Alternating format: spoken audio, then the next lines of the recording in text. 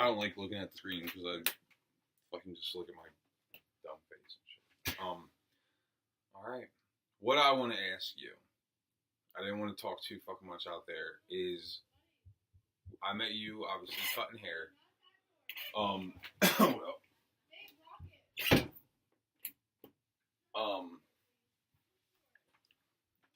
Cutting hair. Been friends for a couple years since about the first time I cut your hair. Yeah. And then you fucking threw a curveball and were saying you were doing stand-up. And anybody that knows me knows I fucking love comedy. Yeah. I love it. But don't have the balls to get up and talk to people. Dude, I am. I have like bad anxiety. And not good at public speaking. That's why I do this shit, because I'll talk to a couple people, but I know them. I could probably do stand up if I was sloppy drunk, but then it'd just be a fucking drunk dude on stage. Yeah. I just want to know how. I've never seen you. I got to get out and see you. I want to know what made you do it. And I'm not interviewing. This is just conversation. What made you do it? And like what your shit's kind of like. Well, it's like what really made me do it was I've been thinking about doing it for a while. It's like I've always been a fan of like comedians and shit, like, because the one thing that like when you have a shit life growing up, like you gotta think of ways that like you can make fun of it. You are your struggle, yeah. Exactly. Everybody. So yeah, it's like my mom. She was a piece of shit mom, and with everything that happened there, it's like boom. My mom's a cunt. Fuck it. Like that's an icebreaker. Yeah, like, you know what I mean? Like it's that's how I started going up and everything. Like I would just go up to an open mic and just talk.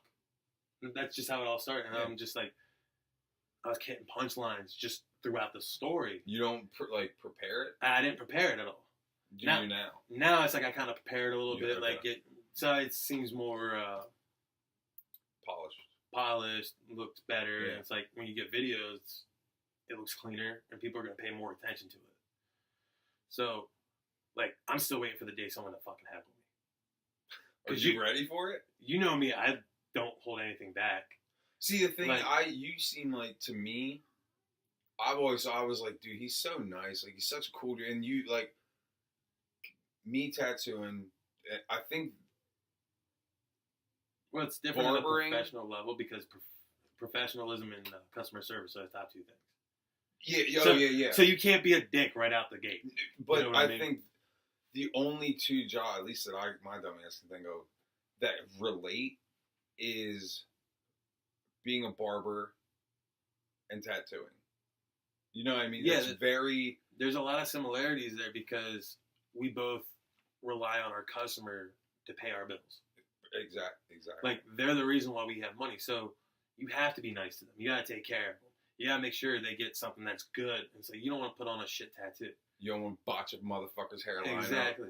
And it's like we've all did, like, you've done shitty tattoos. Yeah, I've done shitty haircuts. But it's like as time progresses, like, and you start getting more comfortable with it. You get more comfortable with the people that are surrounding you. You just make it better and you build off that. I'm not gonna lie. I mean, obviously, like you said, as you grow and you do shit, everything gets more comfortable. The first time you do a rib, the first time you do some kind of fucking crazy fade or something that it's not your normal shit. Exactly. Or when hairstyles, now everybody got some fucking Justin Timberlake shit. It's like the first time that I cut a black guy's hair. That's I was completely like mind fucked by it because like their hair is so fucking curly. It's tight as shit. Is it easier now? It's easier? A little bit easier now, but like. Or no, I'm saying, see. I don't know. Well, it's like the most intimidating thing about a black person is that they're black. They're different. That's their biggest difference from a white person. What, their hair? No, or just black. Just the fact that they're black. So it's like, and it's like you got all these stereotypes going around. So when you see a black guy on the street, you automatically think, this motherfucker's a thug. This motherfucker's gangster as shit. I don't want to. What I think coming from you is, this motherfucker knows what the fuck he wants his hair to look like. Exactly. And I don't. They are the most picky fucking customers there are. Dude, but them motherfuckers are coming back in every Exactly. fucking They're coming in every week they're coming in every week for at least a shape up. They're coming in every 2 weeks for a clean cut. Yep. Like, they're the bread and butter. And what I wanted to ask is, now that you've done it, I always thought, I don't know how to fuck cut anything. You don't even know how to cut grass? I hate, dude. You don't know how to cut a sandwich in half? No, I'm saying as far as head, but I hate fucking cutting grass. That's why I'm moving to Arizona, because I ain't got a fucking shovel. I ain't got a fucking mow. Cool with me. But I always thought, like, God, this is gonna come across so fucking white trashy racist. Well, we are in a trailer right now. But we are definitely in a trailer. I would think that unless they want some crazy shit, because it, like you said, it's so tight and like curly that you could. This is the part that's gonna. It's be like trimming like a fucking hedge. You know what I mean? Because it's so there. The really white people hair, it's all fucking long. The worst part is it's a whole lot easier to get knots out of white people hair than it is black people hair. How do you do that? Fucking pick. White people hair, you just spray the shit down and wash it. Yeah. And then you brush it out and blow dry it, and it's like you make it look nice, and then you cut it. Black people hair, you really gotta wash it, and you really gotta pick it out still. Like, it's a lot harder than like people, because like their hair starts to dread if it gets too long. So it just. It's kind of how my pubes get if I just let them go. It naturally just starts dreading. This is going off the rails so quickly. But continue. It starts dreading really quickly as soon as it gets to a certain point, unless they take care of it. That's why everyone says dreads are dirty. Because it's basically just matted fucking hair. But like if they take care of them and everything, like you got a good head of hair. Like, because you've seen nice dreads and then you've seen really shitty dreads. You can tell the difference. Dude, do you know who Damian Marley is? No. Wait, isn't that Bob Marley's son? I'm pretty sure it's his youngest. This motherfucker has dreads down to his fucking Achilles tendon, dude. That's not necessary. But he's never had a haircut. And he's dope. He's the best. And he's always high, so he doesn't. Dude, I saw him. This is my youngest is going to be 12. So this is probably 12 years ago. Wow, you're getting old. Dude, I'm fucking old. My oldest is going to be. This is why I get them tattooed on me. There you go, folks. Parenting at its finest. She's damn near a teen. She's going into 6th grade. I thought she was going in 5th grade. She's reaching that level where you got to start buying a shotgun and blowing people's heads off. And I just got off paper, so I'm getting a fucking gun. She was like, we went to see, it was Ben Harper and Damian Marley. And she was like, it was like a month before she was born. So her fucking mom was pregnant like a motherfucker. I've never seen so much fucking weed in my life. This is all hair and everything else. It is fucked, dude. It was just like fucking, you ever see like Seinfeld or any movie in like New York where like the fucking, the sewer vents are all steamy, dude? It was like every person. It was fucking nuts. And dude, and this was, like I said, it was a reggae concert. Pretty fucking much. Yeah, it was like a 2-person little fucking Bonnaroo. It was awesome. Still better than Snoop Lionn's album. What's that? But still better than Snoop Lionn's album. Oh god, dude, I'm so glad that was just he came out with the gospel album. That was a shot. And a Backstreet Boys putting out a country album. Are you serious? AJ, they just put out a new single, dude. It's actually really fucking dope. Well, it's because it's totally produced. It's like J-Lo. Bitch can't sing. Well, no, like the only person that can't really sing anymore is Brian. Oh, because he blew his fucking He blew his vocals out.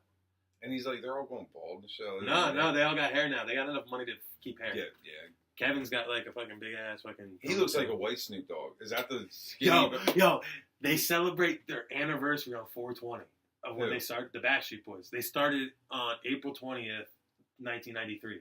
They just celebrated 25 years. 43, them old motherfucking dusty ass bitches. Dude, I'm team NSYNC all the way. That's because you want to blow Justin Timberlake. Not blown, but I would give him a reach around. I would. You'd reach around and give him a handy. Yeah. Jessica Biel's got that all locked up. But I got got skills, dude. I'll give it a run for her money. And here's what I want to say. God, this is going everywhere. What the oh, okay. So who are your comedy? Because I'm so glad. Obviously, if you got the fucking kahunas to go up there and do shit, you've obviously been influenced, and you're obviously a fan of comedy. That's like somebody playing the guitar and doesn't listen to fucking Led Zeppelin or fucking know, you know. No. That's like someone who plays guitar and has never listened to Jimi Hendrix. Yeah, exactly. Basically, Clapton or some shit. Basically, what it started was what really got me into comedy was Saturday Night Live. Okay. Because like that's what my grandma would watch every Saturday night. Oh, yeah. When it was fucking good. Yeah, when Sandler, Farley. Like I was a big Chris Farley. My grandfather was a big Chris Farley fan. Like Tommy Boy's my favorite movie. Fuck man, dude, Sandler is a fucking national treasure. Yes. David Spade is shit though. So is Rob Schneider. I hear he's a real nice dude. Schneider, but that's just what basically in the new age of their new comedies, they suck. Oh yeah, they're horrible. Sandler doesn't give a fuck anymore, but he still knows how to. Do you know who? Oh, so who are your Farley, Sandler? Rest in peace. For first two, I'm saying stand up. Okay, so I've watched their stand ups. SNL just because like the improv, all that shit. And that I was gonna say, but that's like sketch and writers. Well, it's comedy though. Yeah. No, I got you. And it's like what really got me into stand up was my grandfather used to watch Chris Farley stand up. Honestly, dude, I don't think I've ever seen Farley stand up. It's actually like it's not great, but like it's good. I just saw Jim Carrey stand up, and I was like, ew. Yeah, like, but he's fucking hilarious. Back in the day when they first started, they were all good. You had to have an influence somehow, and that's what was out there. You had to get your shit. Now it's like I really like that midget guy, Brad Williams, the guy that talks about the urinal. He has a podcast. Craziest fucking thing is that shit legit happened to me. Like the urinal story. Like I was at the gym, and this actually happened like about a month and a half ago. I was at the gym after I was working out, and I was about to jump in the shower, and the one urinal, the tall people urinal, was out of order. Like it was broken and shit. And obviously looking at it, someone shit in the urinal. Oh. So of course Why does that shit happen at gyms, dude? You're like the I don't know. third or fourth fucking person. But then, well, it was Manor Shopping Center. So what the fuck do you expect? Okay. But all right, yeah. So I had to use a smaller urinal, and you know how he says it's like that's for little kids, midgets, and unless you have a 2-foot cock. That's what I was gonna say. I use that one just because I don't want it touching the fucking the mint. Yeah. So it's like mint. So I'm there doing my business, and it's like all I hear is a. Oh, dude. Because there was a free stall there. I don't know why he's bitching at me if there's a free stall. Unless someone walked in. You turn around and no one's there. I legit turned around and I'm like, no fucking way. The 32 seconds. I just watched that video for like the 20th time that day too. So I was like, no fucking way. He's like, and he's not like a normal midget. He's a little short, stocky fucking midget because he's working out at a gym. But he saw it's out of order, right? I don't know if he could see that high. But, it's like, I was like, no fucking way. I'm like, I just watched that video that explains this situation. And he's like, yeah, so you know it's my fucking urinal. And I was just like, you little shit. I was like, you know I could punt you back across the fucking... He's like, I want to see you try. And short little shit. I'm just like, dude, just take a piss and shut the fuck up. I can't hear you down there. Huh? Oh, fuck, man. But yeah, it's like, I really like Brad Williams stuff. Very big fan of Gabriel Iglesias. That motherfucker, the fluffy Mexican dude. Dude. Oh, fuck. Okay. And you I enjoy his shit because like he did the voices.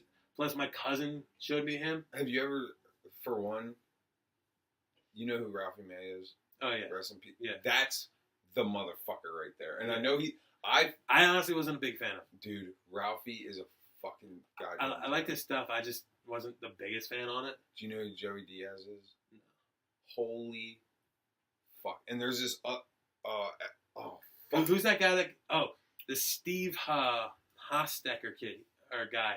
He's a ginger dude. Let me look it up. I got it on YouTube. I watched his video. There's this dude. He kind of reminds me of. It's Steve Hostetler. He's a ginger, and and he gets heckled all the time, all the fucking time. So I watch his stuff. So it's like if I ever get heckled, boom, I can think of smart shit to like. Did you ever hear Bill Burr's fucking Philly rant? Dude, I fucking love Bill Burr. You ever hear his Philly rant? Fucking goddamn classic. Joe Rogan definitely was a big influence.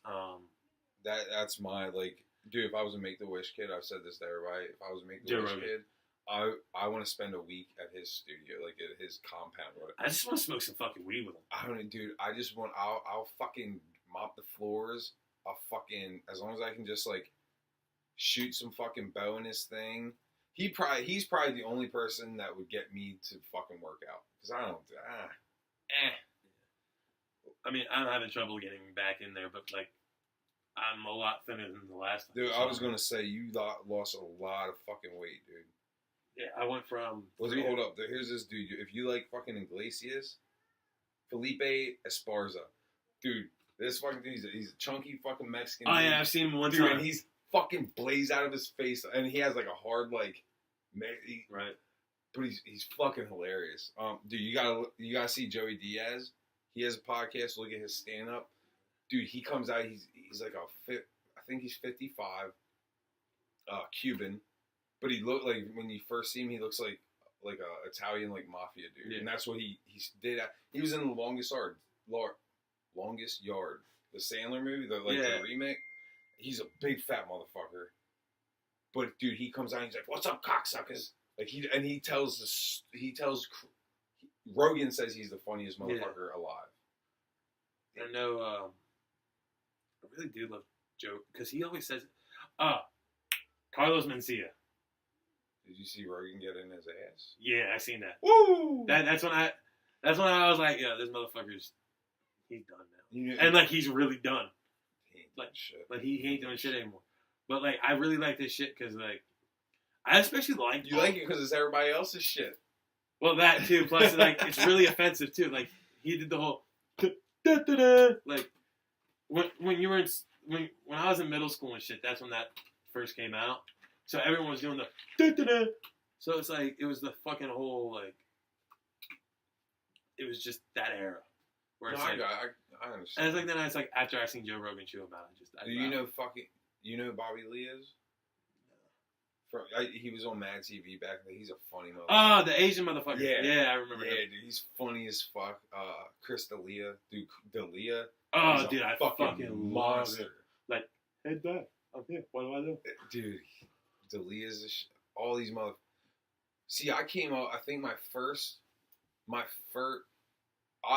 for comedy, not like a comedy movie, was Saturday Night Live. And I came up, it was like the ass end of like Eddie Murphy. Like when he was doing Gumby and shit on Saturday Night Live, Buckwheat. Like, he would get fucking chewed out for that shit now. Yeah. Who else was on Well, that's the thing with nowadays. You can't say anything. You can't say shit. Like, I was doing my stand-up 2 weeks ago, and it's like, as you know, it's like my dad's gay. My sister's gay. Oh, I did not know that. I think I told you, but fucking... Maybe your sister. Yeah, I told you my sister. Usually when I come get my hair cut, it's like a Saturday morning. I'm fucking way hungover, and we're both fucking tired of shit, and it's like we're not really talking. I'm just cutting your fucking hair. Yeah. But yeah, it's like since he's gay, I'm like, all right, cool. That gives me every right to make any fucking gay joke I want. And it's like I give you a. And if any motherfucker has anything to say, it's like, yo, go talk to my dad. He said it's all right. Fuck you, dude. Honestly, I don't even give a shit about that. Exactly. Like, yeah. I'll say anything that's fucking offensive, and it's like since it got so much easier to offend people, it's like a goal nowadays to offend someone. Dude, no, I won't, because the people they do half these motherfuckers. Like I just talk. Dude, I don't know if you saw my Facebook. This shit happened. On my birthday, all that Roseanne shit happened. Dude, she got canceled. I went on Facebook and I didn't fucking mention her name. You can scroll through my shit for the last 3 years. At least once a month, I bitch about. The only thing I bitch and whine about is people bitching and whining over every fucking thing. Exactly. And that's all I said. I was like, yo, if you don't fucking like something, if somebody doesn't like this, go out of your way, report it to get it pulled down. guess fucking what? I'm gonna re-upload the shit under a different title. I'm gonna keep it fucking moving because that's what creative people do. If you don't, you motherfuckers either like I have. You deserve if you do that. You deserved every wedgie, every wet willy, every fucking name you were called. Obviously, you needed it more. Every beatdown, because you were a chubby dude. I was a chubby dude that was living in the fucking projects, getting beat up every day by my mom's boyfriends, and then going to school and whipping people's asses for trying to fight. I just got my ass whooped by a grown ass man, and you want to fucking test me? But see, I wasn't like. I was not just a grown ass man, a 300-pound pussy. Beating up a little kid, knowing that he can totally beat the shit out. The only person you could beat, that's why I took it out. Yeah, so I turned like 14, and my mom just trying, like, I seen him driving my mom's car the one day, because we went back up to Pottsville, and fucking, like, I was chilling with some old homies and shit. I woke up early one morning, so I went and walked around and shit, and I was sitting outside smoking a cigarette, like every bad 14, 15-year-old kid does, and, I see this fat motherfucking prick driving down the street in my mom's car. I call my mom right away. I'm like, yo, why the fuck is Earl the Pearl fucking driving your car? Earl? That's my... It was a white, bald dude who was fat as fuck. Earl the Pearl. Oh, everyone called him Slugger, though. I guess because he got slugged a lot. I think Earl the Pearl fucking... Fits better. I like that. I definitely like that a whole lot better. But, and this was when I was still on drugs and shit. I got clean when I was 15. So it's like... Good job. I was doped up on cocaine, and I was really fucking stoned. I was stoned. 15, that's how you got it, dude. I was on fucking, definitely like 3 lines of coke that day. Just that morning alone, I was on 3 lines of coke. Hey, you gotta wake up sometime. And it's like, I still knew a lot of people, and people knew me. So I had tracks on them all day. So he's in your mom's car, why? Because she slept with him the night before, because my mom's a whore. Okay. My mom was planning on moving us back up there so that she can be with him again. What, in Pottsville? Okay. Dude, fuck that town. And that's a trash hole. That town turned into a heroin central. Like, that's worse than York. But York's a bunch of pieces of shit. So Dude, these motherfuckers in York, you'll have 12-year-old kids coming up sticking you up for a fucking Newport, Lucy. Yeah. Dude. Speaking of sticking people up, fucking... Have I ever told you about, like, I've been stuck up 4 times. At gunpoint. By kids? No, not by kids. By some fucking dumbass, grown-ass man with everything to lose. And I psych them or nothing to lose. Yeah. Well, if they had nothing to lose, I want to be here right now. Oh, yeah, okay. Right. But, like, it's like, I would turn around, and it's like, I'm like, look, if you're going to do it, do it the right way. Yeah. Well, twice up in Pottsville. All right, that makes sense. When I was younger. But it's like 2 recently that was like in the last 5 years. And it's like, I turn around, I'm like, look, if you got nothing to lose, pull the trigger. I ain't got nothing to lose. You're going to jail for murder and robbery. And you ain't got and it's like, and I'm dead and I don't have to pay taxes. You really think I give a fuck? I'm like, my life's been shit up to now. It's like, if I die, I'm just gonna, because like, I'm a spiritual person. Religion's bullshit to me. So it's like, I believe we're just like our soul is like our like spiritual value. And if you live a positive, healthy lifestyle and make the most of everything, you end up in a spirit world where that's where your eternal peace is.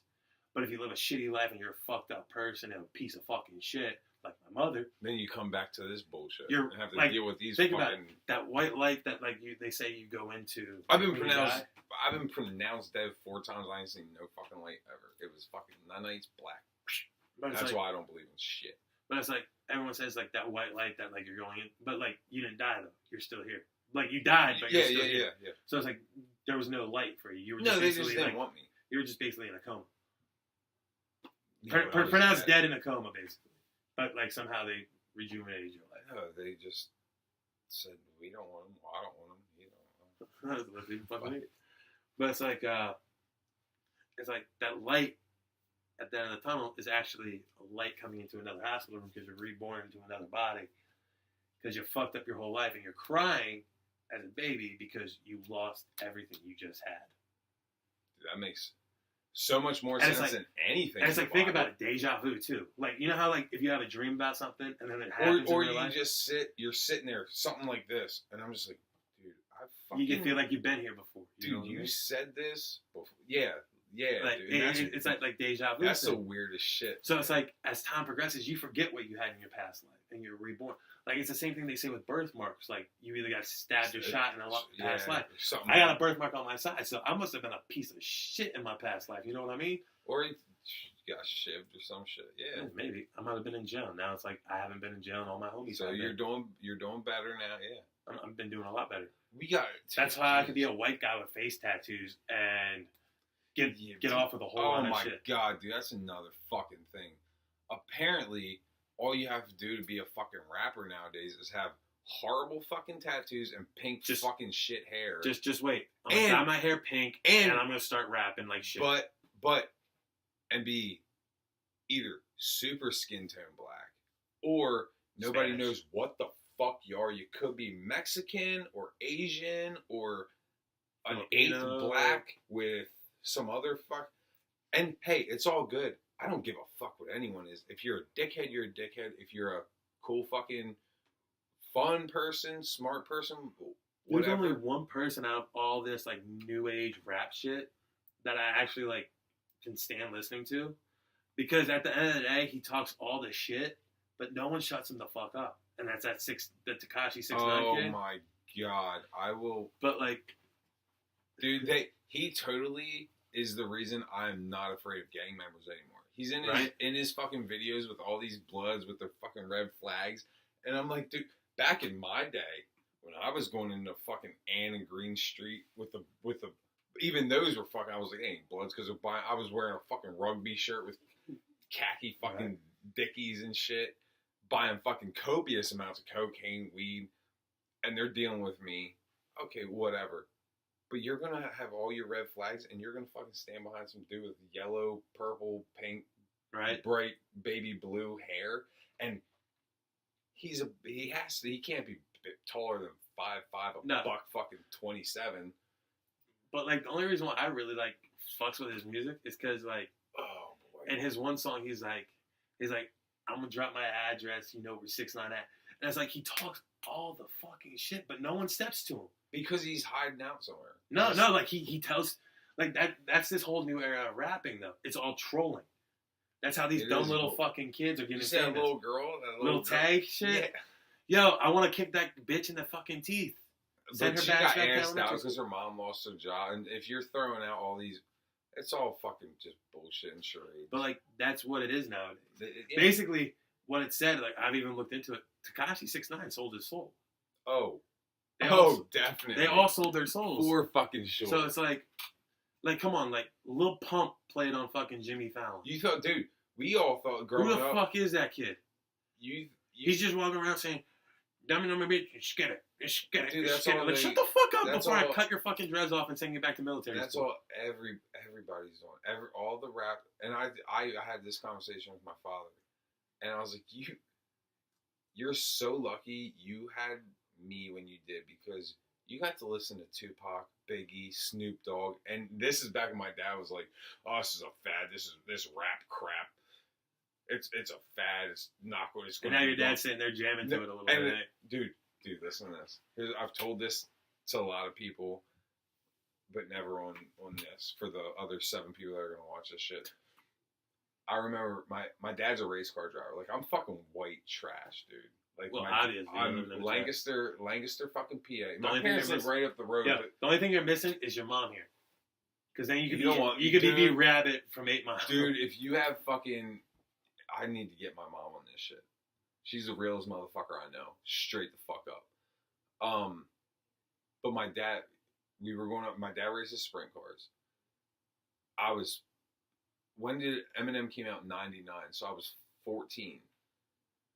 I told my dad, this is when you don't even know Coconuts music store. Dude, I fucking remember Coconuts. Right beside fucking Babies. Dude, when I was a little kid, I was like, yo, Coconuts. Like, that's how I asked my grandma to go. I'm like, Grandma, can we go to Coconuts? So before we went, we got on 30 to go to the races. I forget where the races were. It was me, my dad, and his fucking Suburban. And I was like, can I get? I want to get the CD. It was a Slim Shady LP. Went into Coconuts, and I told him, I was like, Dad, he's white. My dad was like, oh. And the only Your way dad was like, okay. he was like, oh, Vanilla Ice shit, like some Ice it's baby gonna shit. suck some shit. So I put it in. We get it. Put it in. And I just remember my dad driving, and it was like it got the track fucking the one after My Name Is. I forget what it is, and my dad doesn't take his fucking eyes off the road. He's driving, and he just goes, "You listen to this with headphones, and your mother does not know I bought this." But he didn't say turn this shit off. Nothing. He was like, "What the fuck is going on?" And I told my dad, I was like, "You're so guilty lucky." conscience. Yeah, Guilty conscience with Dr. Dre on it. Why are you sticking the dick? What, you slipped, fell, landed on his dick? That's, dude. My dad was just like, you do not, your mother doesn't hear this. You listen to this on headphones. I did not buy this for you. But your dad was probably like still vibing out with it. He didn't tell me to turn off fucking track, dude. Right. He didn't tell me to take the CD out, nothing. He was just like, what the fuck? See, but now it's everyone, we could be rappers. You just gotta flow with, I did it. Fuck Migos or however you fucking say their name. Migos. It's what, 3 dudes? They all fucking Migos, rap the Quavo, goddamn it's like Offset. Whoever's piping down fucking the broad that's Cardi B's a fuck. She's Nicki Minaj's shitty little cousin. Speaking of Nicki Minaj, did you hear about that shit about her and Eminem? What about Eminem? They're dating. Yo, Eminem has gone to complete shit. Dude, I still haven't listened to his complete last album. He made Donald Trump look like a saint in that freestyle. Was that not the worst fucking thing that ever came out of his fucking head? Dude, he just doesn't care anymore. Yeah, no. exactly. But this is how I see it. There's nothing around. He overdosed when he went to rehab and died. We never heard about it because they cloned his ass. That's some conspiracy. No, he's a robot. Yeah, like that makes sense. That makes. He doesn't look anything like he did. But it's like, you're not supposed to look like you did when you were on drugs. No, the thing is, he looks exactly like he did, and the motherfucker's 45 years old or some shit. Yeah, like, how's that add up? I still love him. He's still my second favorite. I won't listen to any of the new shit. But it's, dear God. In all honesty, like, some of these mumble rappers I put over him now. And dude, no, that's sad. Hit fucking G-Eazy came out the same day as him. Dude, Easy killed it. Fucking his album is flawless. I saw him in concert. He puts on a fucking, and this was. That's because he's young, man. We saw him in March, and this motherfucker's still touring in Europe. Yeah, like dude, he's fucking nasty as shit. NF, he's the new Slim Shady, but he's not Slim Shady. Who? NF. Oh fucking no. Dude, listen to his shit. Like, I'm just his flow. Like, he sounds exactly like Eminem in a way. Actually, I think But like, did say like that. he talks about how his mom, but he doesn't degrade his mom at all. Well, his mom died, so he doesn't degrade his mom at all. And it's like, he's just real as fuck. Dude, I don't degrade my mom because I know she'll come up in here and whoop my fucking ass. See, my mom, speaking of, all right, yeah, now we're back to the mom thing. She actually texted. This is their She's been texting me, trying to, it's always pity her. I'm mentioning that I'm homeless. She made it about her. Dude, that's why I don't fuck with my mom. And it's like, basically the last thing I said to her, I was like, look, like, you're always looking for pity, but she tried to make me believe that my dad tried to molest me when I was a child. If he did that, why is there no police report on it? Why did you even let it happen? And why did you keep sending me over for every 2 weeks? You know what I mean? Like, that makes no sense to me. If you knew that shit, like... how long has she made the accusations? She was doing that until my dad came back into my life when I was 15. Because I stopped seeing my dad when I was like 10. I don't know about him. I'll fucking listen, but I can't. I don't know either your parents. Well, it's like, I can actually respect my dad because, like, how you're saying your mom's always trying to make like guilt trips. Like, my parents are old school. Like, it's me and my 2 best friends from high school. I'm like us 3 are like the only people I know that their parents are still together. So it's like everyone else, their parents are divorced, all that shit. Mine divorced when I was 6 months old, so I didn't really ever experience my parents together. Yeah. But, like, I knew I was always, like, because my mom, this is where I say moms are not the best fucking fit for a child half the time. One, because they put shit in the head about the father that's not fucking true. No, I wouldn't say that's mothers. I think most people. But aren't if you look fit. at statistics in court, who wins court hearings Oh, for here? custody? Fucking women. You got to come in. Now that's everywhere in the world too, because I don't know about the world. Well, I know Pennsylvania, and you. definitely in the United States, moms are favored over dads. Women, wives, Women, mothers, yeah. Because They get half the shit. It's the motherly nature. It's like they're the ones suffering because of this, and they gotta take care. Like no, like my dad could have been a good dad. I lost out on my dad being like a dad. So it's like we never tried to get time back. And it's like that's how it has to be. But How are like, you and him now? Like we're still good. Well, Like I that's see cool. him every day and shit. But where like, is he? Is he here or pop? Where is he's here. Like we're originally from here. It's like Okay. my mom just chose to date pieces of shit. And it's like what makes me like my mom's a fucking compulsive liar. She said that she's had cancer 4 times. If you've had cancer 4 times, like you should be dead You're by dead. now. Yeah, you're dead. She said she had breast cancer, but never had like no scars on her breasts or anything. Like she makes up a whole lot of like Dude, now. that's fuck. That's Now she's facing a lot of health problems, and it's like she's now you cry wolf so much. she like it got to the point where I let her back in my life for a little bit because one she had money, so I was like, oh shit. Hey, I was man, like, this look, is a free place. I was like, at the end of the day, it's like keeping it real. people can judge me all they fucking want. I don't give a fuck. Like my view, like Amen. until you walk a mile in my shoes, you can't say I haven't done any of this shit because you never experienced I it the same way. I respect did. the fuck out of that. And it's like, with my mom, she's a dumb fucking cunt. If I see her and she wants to talk to me, I'm giving her 5 seconds to get the fuck away from me before I kick her in the mouth. And I'm not talking about kick her in the mouth. I'm talking about super kick party in the fucking mouth. Anderson Silva. No, not Anderson Silver. Like fucking Shawn Michaels sweet chin music just actually connecting. You know what I mean? Yeah. Like, yeah. Like, as soon as she starts talking to me, I'm tuning up the band. Yes. Like, I'm getting ready for it. Yes. And it's like, dude, that's fuck that. Right here and now. Oh, my hands are sweaty from holding that bitch. That's what I'm naming this podcast. Tune up the band. and it's Tune like, up the band. with my mom, it's like, I let her back in my life. She was giving me money over. When I first saw her for the first time, she gave me $1,000 in cash. How she got down? Disability. She actually fucked herself up enough to fucking get that shit. Jesus, hey, fuck it, man. And it's like, knock the hustle. then I see fucking like homeless veterans out here, people that really need it, and then my mom's just some fucking bitch that wants a free And these handout. motherfuckers gotta jump through so many hoops and Yeah, shit. it's like my dad lost his house and shit. He came to me because I know the streets. My dad never had to deal with anything on the streets. He always had himself taken care of. Yeah. Whether it was when him and my mom got divorced, he moved back in with his parents and shit. But like he paid rent, he pulled his own weight wherever he had to. And it's like with my mom, she never had to do that. She'd find a way to get out of it. And ain't it crazy that people that do that Well, shit? For 5 years, from the age of 10, I started drug dealing. When I was 15, Jesus Christ. when I was 15, well, she was in a relationship with a dude that beat the fuck out of me. I snuck out at night, and I actually got caught up in a gang. And because I'm the young white kid, no one's gonna expect a young white kid with some heroin, cocaine, Xanax, all that shit in their backpack. And if a cop asks, like, "Oh, where are you going?" It's like, "Oh, I'm going to school. Oh, I'm going home." Yep.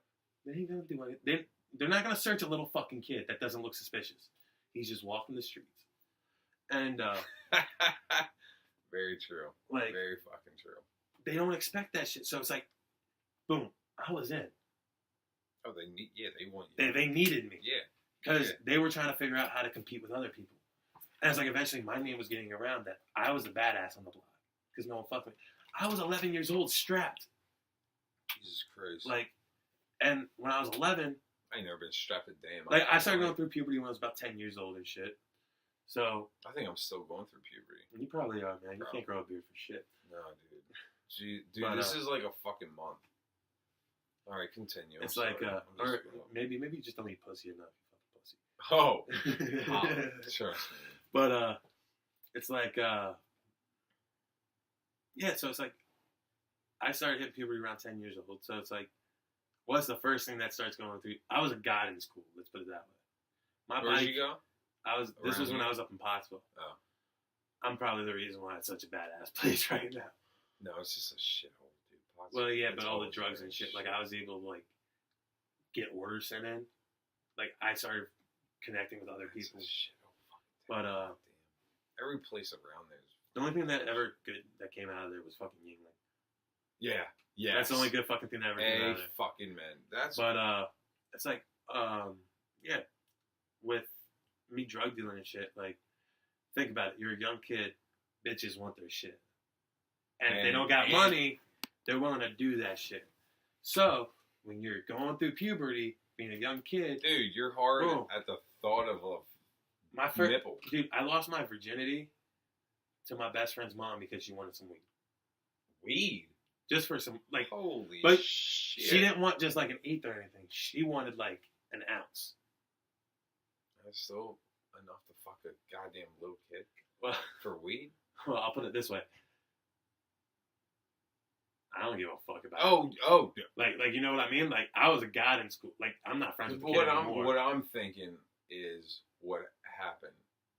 As now I'm a grown ass man, just you're like, all right, just reaching puberty. It's like basically she needed that weed for the come down, whatever she was really fucking on.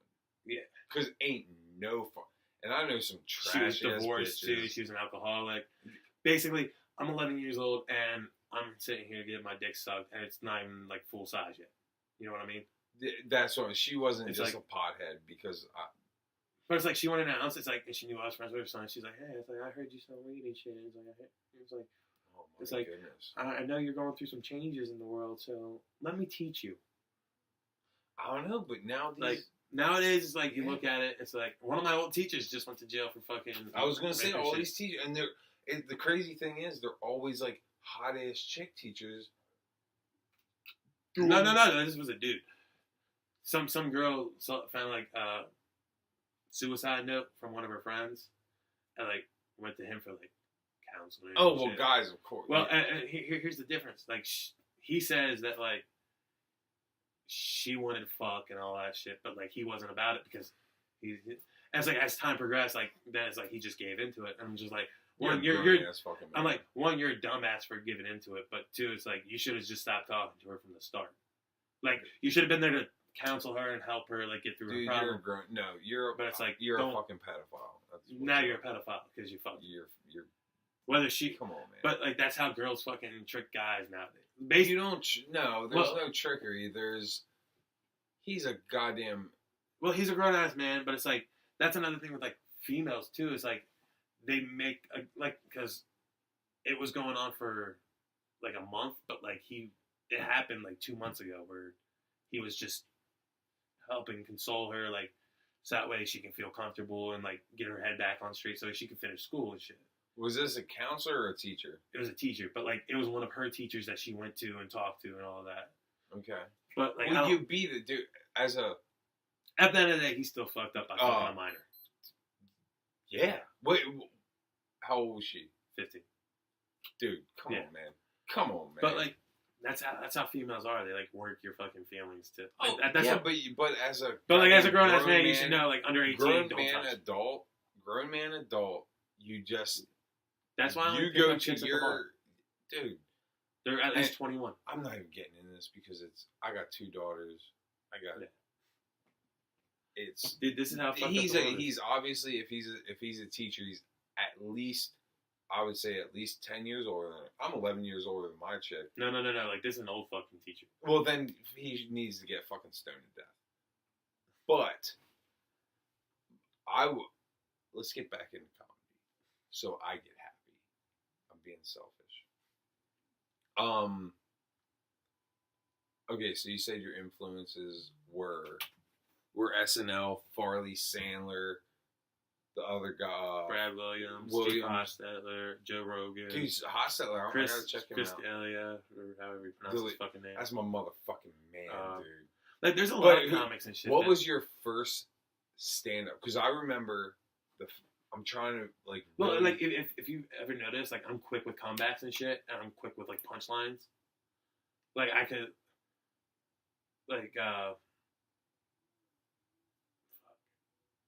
every time I have someone in the chair, like they'll say something, I can bust their balls right there. Oh, and dude, I love busting balls. That's why I do. That's why I love this shit. Like, because that's what really like started influencing me to like start doing it. I'm like, all right. It's like people were like, yo, it's like you always have stories though. Like think about it. Like I always have something to talk about. Dude, the only fucking difference is there's some bitch in me where I can't do it in front of people that I don't know. What actually helped me was like how I said, I went with my boy Adam, and because he's the one that took me to the place where I do my shit now, and tell him, everybody, whoever it's at the old Lancaster Opera House. It's a Lancaster Art Studio. It's on West King Street. And you do it Tuesdays. Do it Tuesdays from 9 to 12. Yeah. And you don't know when you go up. I just pick a spot and then I go up. Okay, all right. And it's like $5 to get in BYOB. Like we all get stoned and fucking. Well, maybe I shouldn't say that. Maybe it happens or maybe it doesn't. Yeah, we all just go there for good vibes. Like it's basically, if you're creative, like you obviously smoke weed. So it's not just comedy. It's whatever you go up and you just. Yeah, you can just go up, do anything, music, all that shit. Like, there's a lot of music that goes in there, and it's like a lot of people that can't sing. Like, there was some dude that was talking about his favorite type of sandwich, like, and that song was fucking. That's like a new single right there. It's better than SoundCloud rappers, honestly. It was good. Dude had a mustache and was wearing like the goofiest fucking getup and playing guitar. Had a harmonica next. What was his favorite sandwich? BLT. Oh, fuck, dude. You know what his favorite condiment is, or not condiment? Topping is for it. Mayonnaise. Avocado. Oh shit. He basically made a song about a sandwich and adding avocado. But, so BLT. All right, but like that makes back to that shit. But who was your first stand-up that you saw? First stand-up that I saw? That you were like, oh shit, like Jeff Dunham, that motherfucking puppet who? motherfucker, Jeff Dunham. Oh my goodness. It sucked, but it's like I was watching it with my grandma and I was stoned as shit. And when you see puppets making fun of a human being, even though you know it's like him talking and he's making fun of himself, it's just like. See, I came out with you. Like, I don't find it funny anymore because, like, I've grown in comedy. But it's like, at the end of the day, it's like a lot of people's first comedians that they see are ventriloquists. Because think about it. No, that's your right. parents thinking of dude, I saw, shows like, if I really fucking think about it,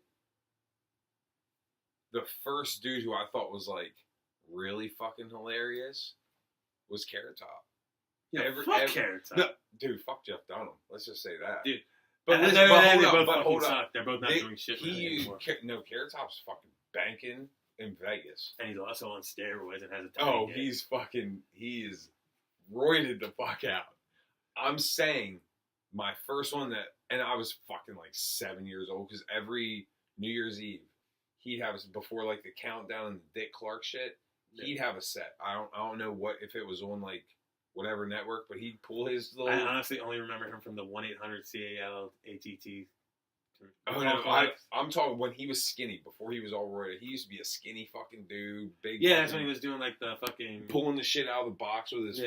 And it was fucking hilarious. I was like, dude, he's so funny. He looks crazy because he was like the only white dude I ever saw with a fucking afro, and he was a fucking ginger on top of it. So so he had no soul, so he's doing a bunch of steroids and coke to get rid of it. The rest, but trying to gain more. But then I got my dad played. I don't know who he played first. I think it was Carlin, and how Carlin fucking went off and. That Craig Ferguson guy. Dude, Craig Ferguson is my fucking love that dude. What is he, Scottish? Dude, he is he's a bald-headed fuck anyway. Who gives a shit? Craig Ferguson did. He's a Scottish dude. He got hair. He probably got more fucking hair than I do. I'm talking about like the guy with the red goatee. He talks a lot of shit. No, Craig Ferguson's an old Scottish dude. He used to be on like late night after fucking Letterman. Dude, I don't remember.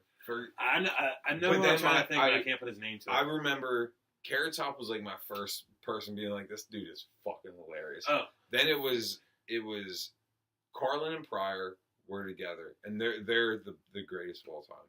And then I think it was my dad or somebody played the Eddie, whatever Eddie Murphy one is where he's in the Michael Jackson fucking Raw or Delirious. Raw. Fucking dude. I love that one. I saw that after I saw Blue Collar. Actually, no. Blue Collar was the first stand-up that I really got into. Dude, with Larry the Cable Guy, Jeff Foxworthy, Ron White. Ron White is and that other dude. That's not really famous. Isn't Dunham? Wasn't he on that? Denim's a fucking. I've honestly never seen that. I thought he was on that shit. No, he wasn't on that shit. He's fucking a white kid from like. Well, they're all fucking white kids from somewhere. Yeah, but he's from California, so he doesn't fit the blue collar look. Dude, Larry the Cable Guy plays golf up the fucking road where my dad works. Exactly. Larry the Cable Guy is. Dude, he's a smart dude. He's a smart fucking dude, and he ain't greatest voice. He ain't that dude. That's like his fucking gimmick. But it's like he pimped that system. I loved watching that shit. So it's like I grew up. It was the kings of comedy. Fucking Cedric, Steve Harvey, D.O. Hughley, and fucking Bernie Mac, dude. You ever see his shit? Rest his soul. You ever see his shit where he had the spray painted jeans? I ain't afraid of you, motherfuckers. I always loved his show too. Like dude, he was always like, dude, he was in Above the fucking rest in peace, Bernie Mac, Chris Farley. Oh, god damn, dude. Ray Romano. Yeah, Ray Romano. Yeah. I fucking loved the lady that played his mom on that shit because like. She was the old lady with the gray hair. She was in Grandma's Boy, and it's like that's what made me fall in love with her. His mom and dad, both of them. Who does that play? I don't know his name. He was always just like he was a grumpy old fucking man. Oh yeah, he had the old man. I'm talking about like I was thinking Grandma's Boy and shit because like that's when Nick Swartzen's a fucking goddamn. I fucking love Nick Swartzen. You ever hear Seriously Who Farted? Who hasn't? Dude. One of the funniest fucking things I've ever seen in my life. I could sit here and talk about comedy all fucking day. It just sucks that I don't have the balls to do it. I don't even know how to write a joke, dude. See, what I really realized is like the first time I actually did stand up, my boy Adam was in there too. And it's like, I was like, all right, I've talked my jokes over with him and like I killed it. So what I need to do is him be my focal point. Because then it's like, then you just treat it as if you're talking to them. And they're sitting out there. But, exactly. And then you just look around the room just to make it look like you're not looking at one point. Right, yeah. But, like, you keep going back to that one point, every single time. Okay. So, see, but I don't even know how to write a joke. I just know how to fucking... See, I don't even write the jokes. And how long do you go up? I go up for, like, 10 minutes. Oh, shit. Okay. So, I knock out, like, 2 good stories. Like, this week, I got 3 good ones that I got to pick. Are you going tomorrow? Yeah. I'll be there tomorrow. I'm gonna see if my sister can take me. Dude, I may have to. I remember I fucking found your sister on Plenty of Fish. Oh my goodness. That was like 2 years ago, and she hit me up on there. I'm like, yeah, that's when she was bigger too. And I'm just like, I'm not into bigger girls, so I'm just like, I blew it off. Like no, boy. Like she looks good now, but like I'm still not gonna fuck your sister. And that's just because I respect you and I know you. Whoa. Dog, she's a grown-ass woman. Shout out to Britt. Honestly... She has me on Facebook. I ain't trying to play fucking Love Connection. Oh, no. I'm good. I got a chick. It's all good. Right now, so. And I'm not saying that. I'm just saying... You don't got to worry about me. I'm just like... Now it got really awkward. Yeah. It's like, because like, no one wants to be that dude that fucking... Dude, you know what's really funny? Is, I was just thinking about how we were talking about like 10 minutes ago, is everyone gets butthurt over everything now. Yeah. But now, speaking of... I have Richard Pryor's fucking album back there, Live on Sunset Strip. Yeah. You look at Pryor, Eddie Murphy's old shit, Eddie Murphy. He has 2 albums in a row where there's a track, it's part 1, part 2, and I think it's called like Faggot. and then what's hilarious is now that would be off the shelves. You can't sell that in fucking Walmart. You can't sell that nowhere. You can't sell shit anywhere. But sex sells everywhere. He got caught multiple times with a fucking tranny prostitute. Or whatever the politically correct transvestite. Dude, how's tranny? Is that like a bad word to say? At the end of the day, what I still don't understand is it's LGBTQ, I think. Dude, and they just put P at the end of it for pedophiles. Pedophiles? Pedophiles. you just lost everyone's fucking give a fuck about. Here's the thing. Doesn't the B stand for bisexual, which means two fucking genders?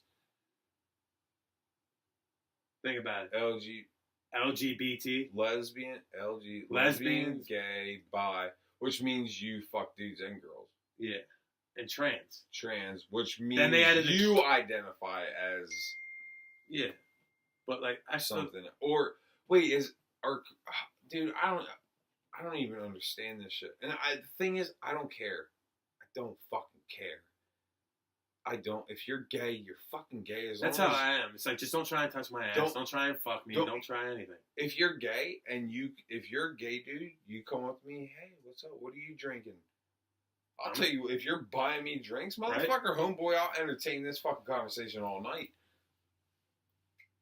If my girl, because I have two girls, I pray to. This is how not fucking homophobic. I pray every fucking day of my life to whoever is listening that my daughters are gay. My youngest, definitely not. My oldest, I still have hope for her. My girl now has a little boy. He's going to be 3 shortly at the end of the summer. If he's gay, dude, I don't give a fuck. The motherfucker irritates the fuck out of me.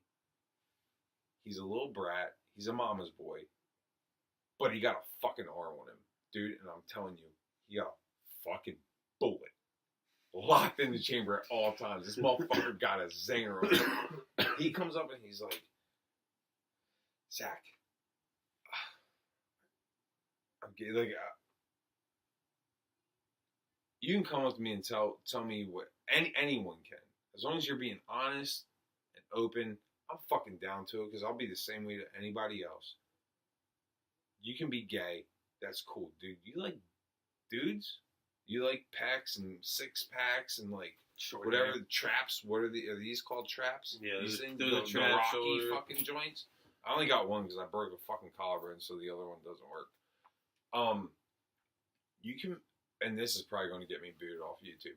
You can be gay. I don't give a fuck. Don't be a fag, dude. Don't come up here. Hey, girl. Look. None of that shit, dude.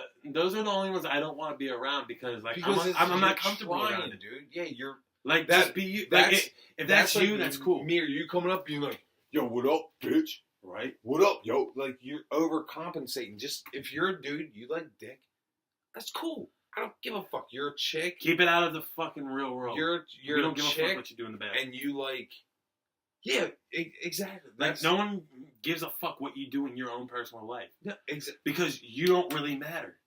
You exactly. You matter to yourself and everyone around you. Everyone puts so much fucking emphasis on themselves. It's like my dad matters to me. My sister matters to me. They're both gay. I don't give a fuck.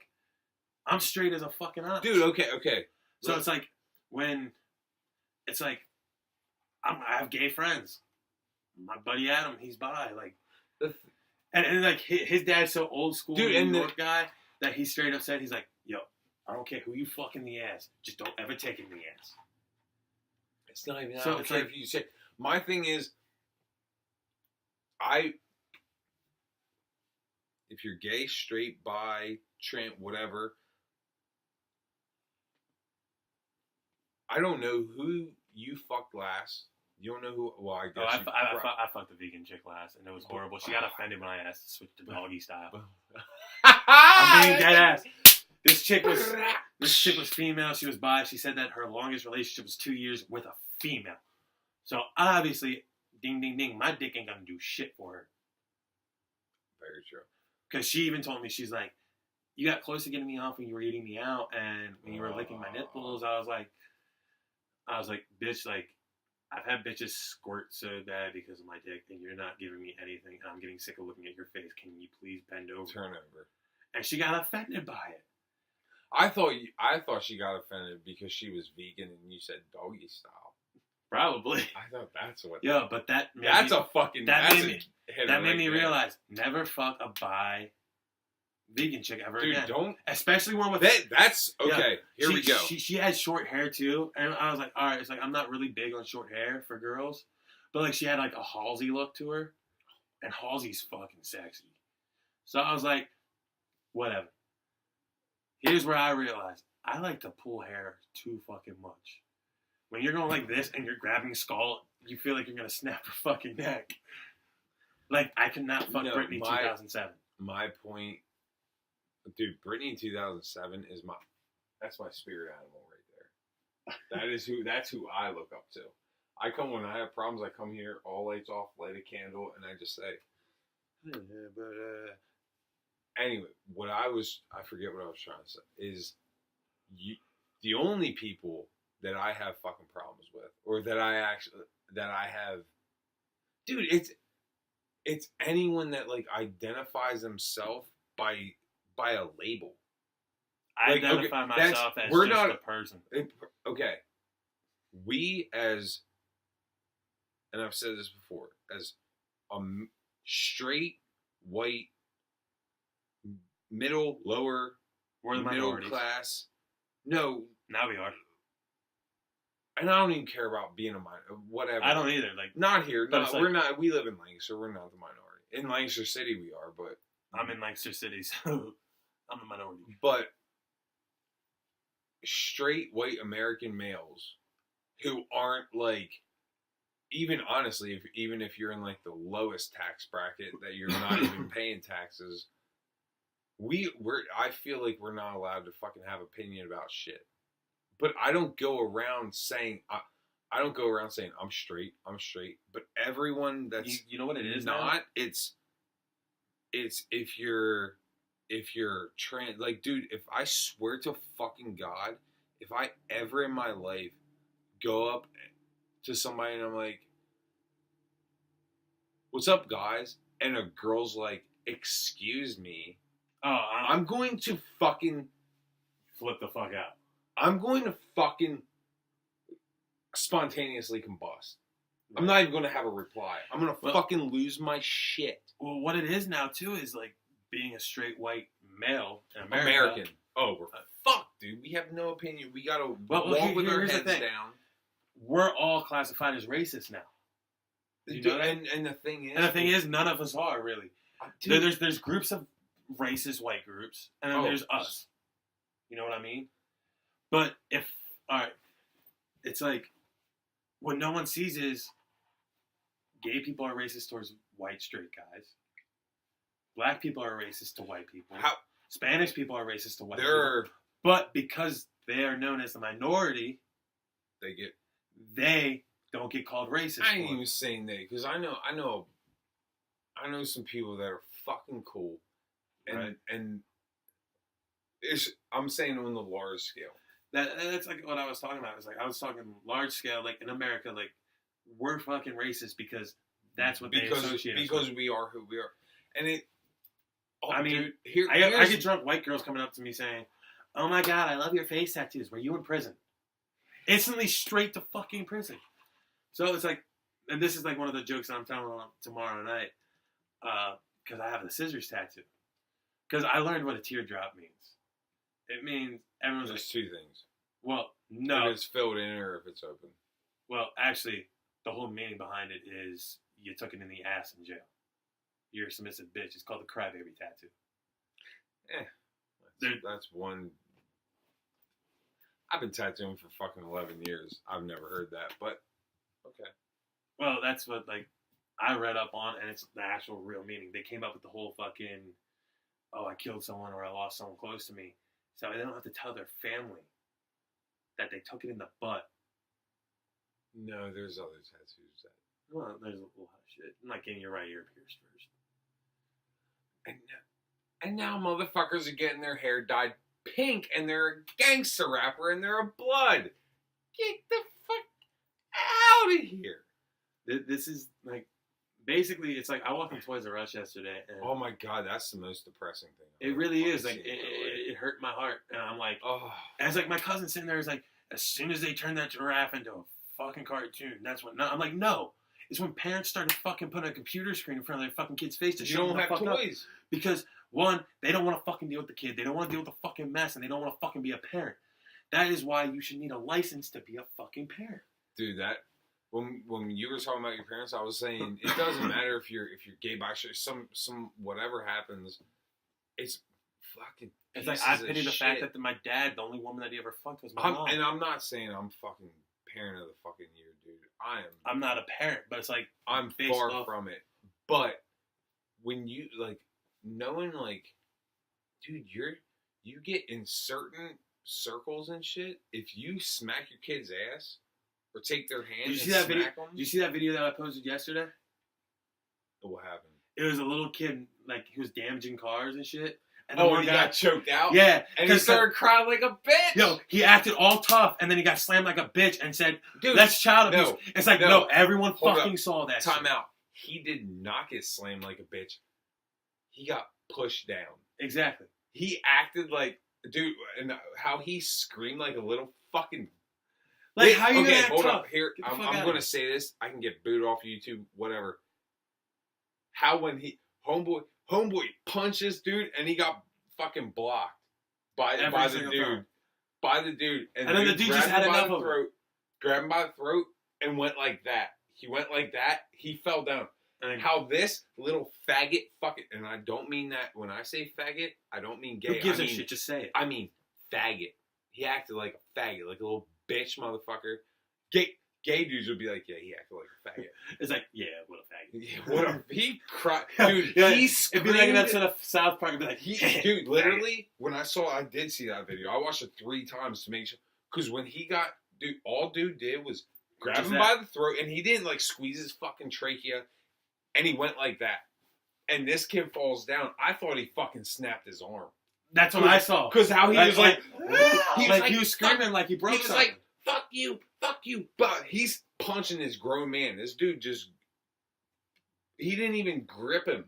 He just went like this. He just went like this just to like push him away. And push him down. And this little... How old was that kid? Like 13? Probably like 12. 12, 11. Yeah, he was like a little fuck... Because I feel bad for him whoop his ass. Look, dude. And it's like, that's what's wrong. Like, there's nothing... And then he gets up after he squealed like a little fucking bitch on the ground. And cursing everyone out. He gets up cussing, fuck you, bitch. Dude, oh, no, it wasn't you. I saw I'd be tuning up the band real quick. Dude. Right to the... Dude. I'd probably actually pull it, like, have you watched recent wrestling? No, well, there's this one dude named Drew McIntyre. He's in WWE. And he's got, like, this fucking nice-ass kick. And he's like, oh, wait, no. Actually, Eddie Edwards. He calls it the Boston Knee Party, where he just runs up and just knees him right in the face. That's why I would do that little kid. But, like... Oh, I'd tune up the band on that little bitch. Especially, dude, he squealed like a little bit, and then he gets up, and he starts bitching at this lady. Was that like a teacher? Yeah. He's like, fuck you, bitch, you fucking whore. You just squealed like a little fucking bitch when he's like, he fucking choked me. Everybody's like, that's child abuse. Like, no, it's not. No, not when you're hitting it's a like, fucking grown man. Like, at the end of the day, it's like, this is how I see it nowadays. Even with females. Females, you got 3 shots on them. Dude, you got 3 shots. All right, hold up. I'm not naming names, but this is an ongoing thing. Of course, it's trailer park shit.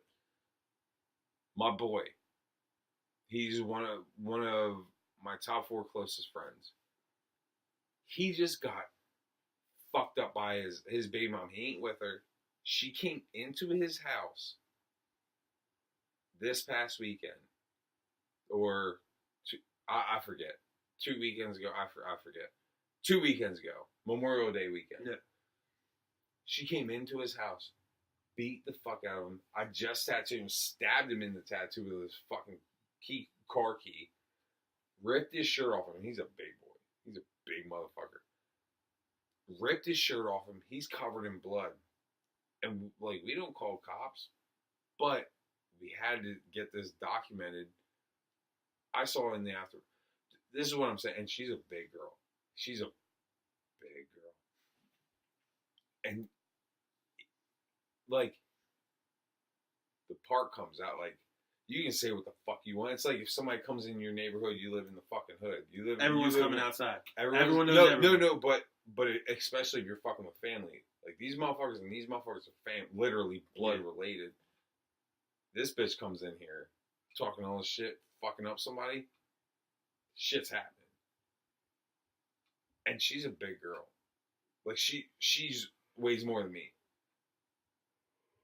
You swing on a fucking dude, and you're not like 120, 130 pounds.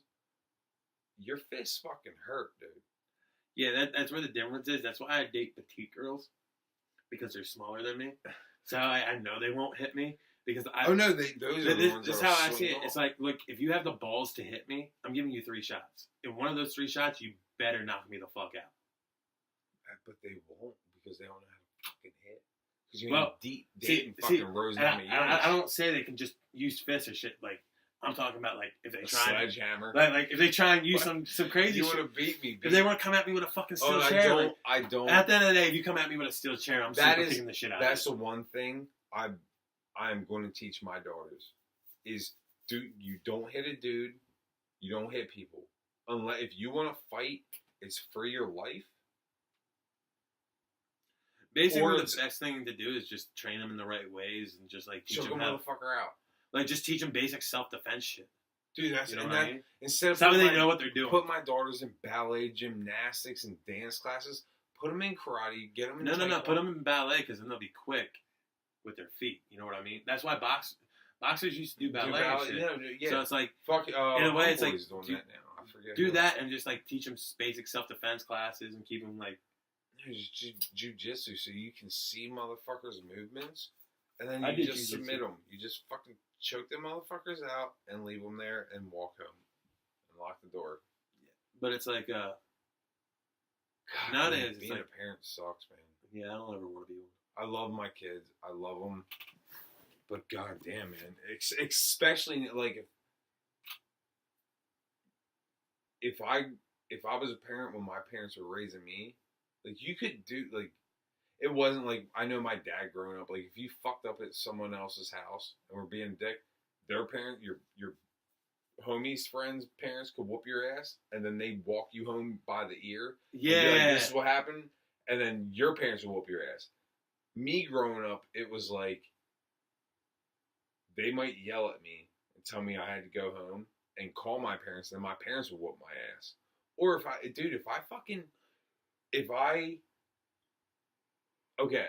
grew up like Nintendo.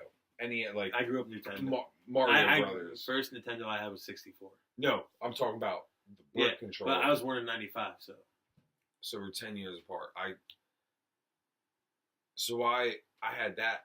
There was no memory cards. There was no nothing. When you beat Mario Brothers, that was like, goddamn, you did this shit for years. If my mom said, all right, turn it off, we're eating. And I was like, no, and threw the controller. Dear fucking Christ. Do you know what would happen to me? You got your head thrown through the fucking TV. Yeah. It would be banged off that fucking Nintendo. The Nintendo would be thrown the fuck out. And then I'd get my ass whooped again because they spent all that fucking money that made me a dickhead. Right. Now you can't even call your kid a fucking asshole. Right? Oh my God. You're getting child protective services calling. Stop being a dumbass. Get the fuck in there and eat or starve to death. One reason why I don't want to be a parent is because I know with my kid, especially if I have a son, Jesus, he's going to be the biggest fucking bully ever.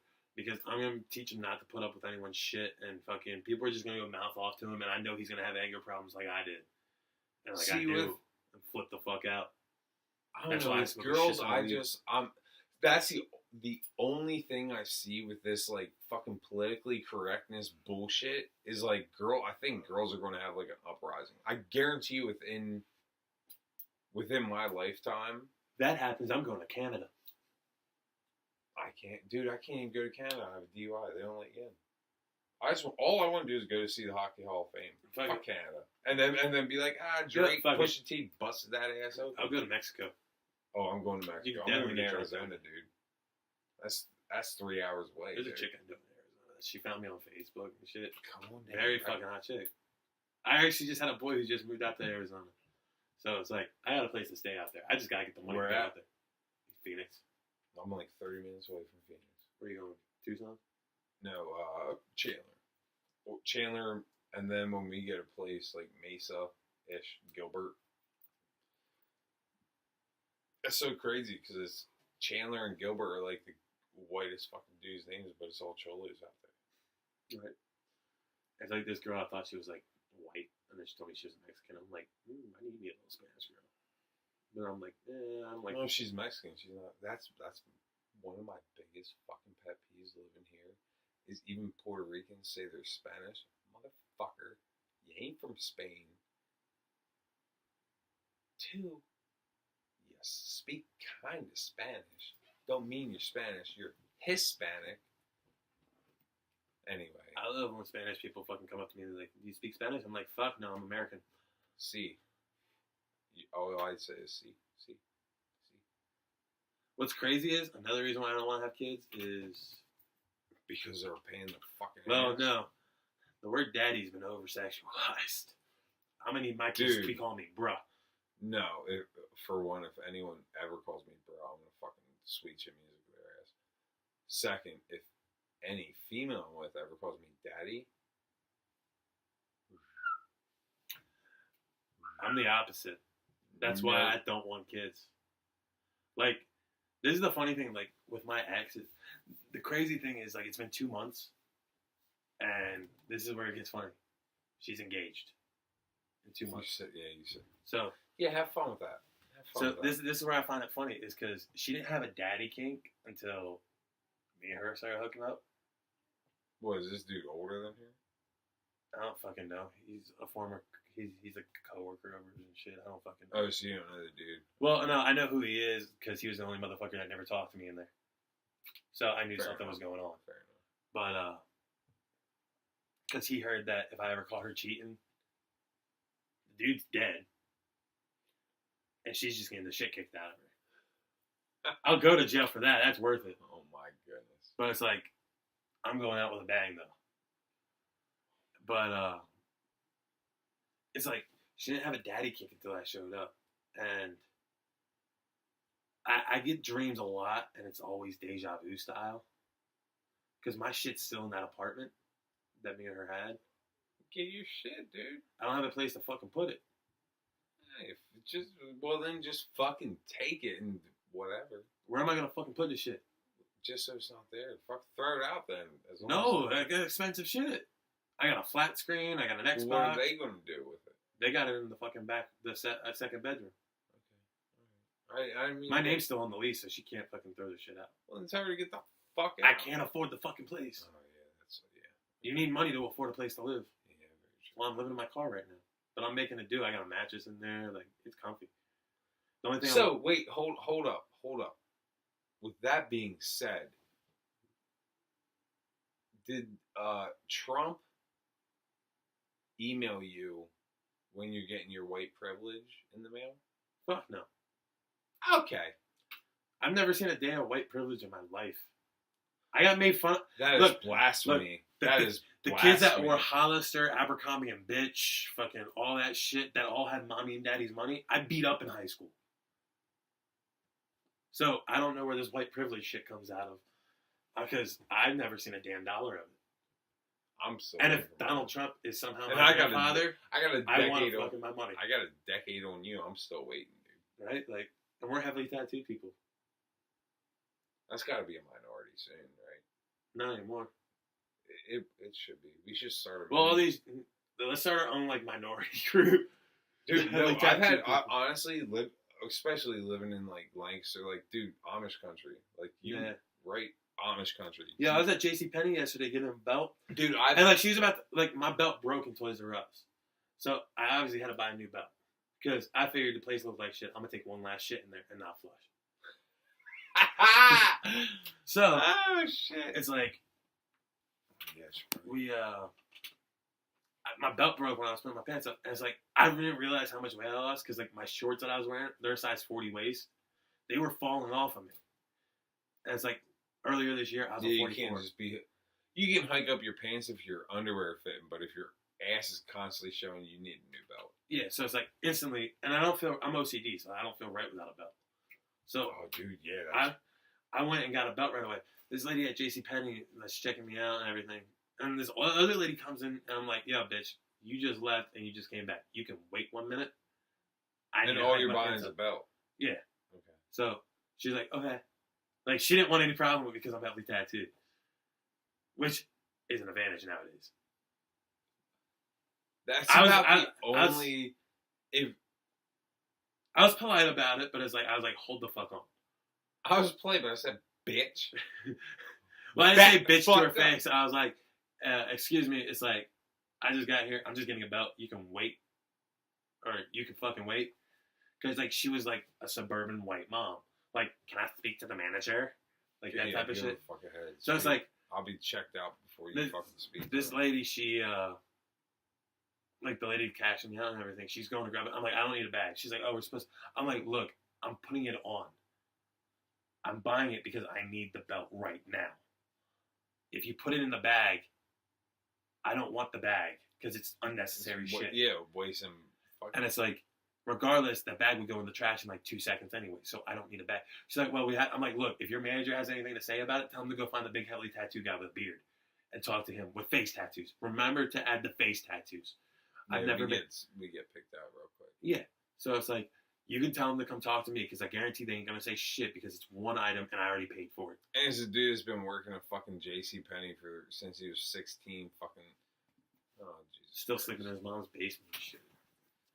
But, dude, I want to get hard. I mean, we're over fucking almost an hour. We're near an hour and a half. I want to talk about comedy.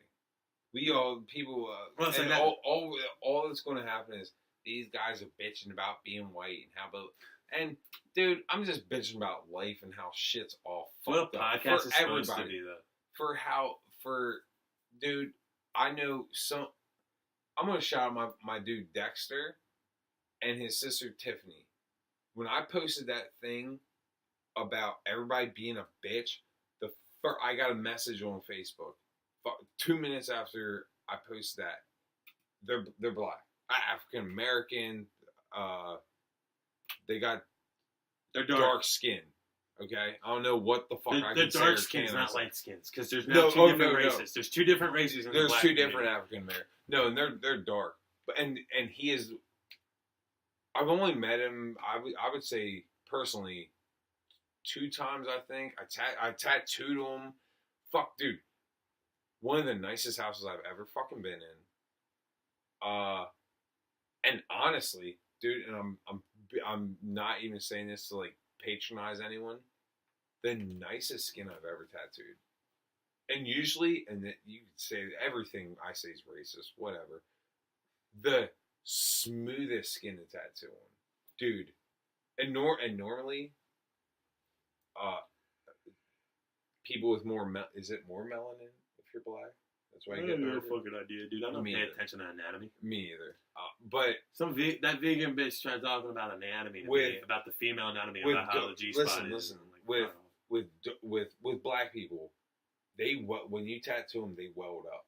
Yeah, like they get welled up. That's why when you see like a black football player, they get their fucking fraternity, like Greek shit, branded on them because they get dope ass scars. I tattooed them, and it was no effort. It was beautiful. Dexter's a great fucking dude. I think he has like 2 kids, beautiful kids. His sister Tiffany has, and I'm sorry if you guys are upset for me bringing you into this. Like you two, I've only met you guys a couple times, and I don't. Anyway, his sister, when I posted that shit about everybody being bitches, she was the first person who was like, make this public so I can share it. And then I had 2 fucking needle dick ass fucking white dudes. They brought Roseanne to the shit. And I didn't mention the bitch. I love Roseanne. Fuck everybody. I love Roseanne. Yeah, she's a comedic genius, and she ain't never gave a fuck about nobody. And I'm gonna say this right now. She said she looks like a fucking Muslim Brotherhood crossbred with a fucking Planet of the Apes. Look at who she was talking about. Look at the bitch she was talking about from Planet of the Apes. They're both more light skinned than my pale ass. You know what's funny? How the NAACP was ran by a white bitch that said that she was black, but really she's white as fuck. Changed her whole fucking name and everything. And anyway, it's like, yo, you can like dick, but not be black. All I'm saying is, she was the first person to ask me to share it. She was like, she was like, I've been saying this forever, and that's all I speak for is real motherfuckers that cut through the bullshit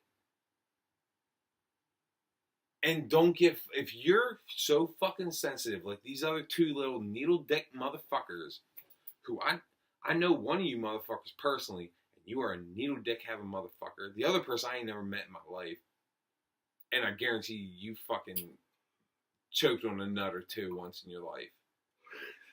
Anyway, after that's saying and done, I respect the Marshall family, and I'm so glad Tiffany did that, because, and I hope she listens to this.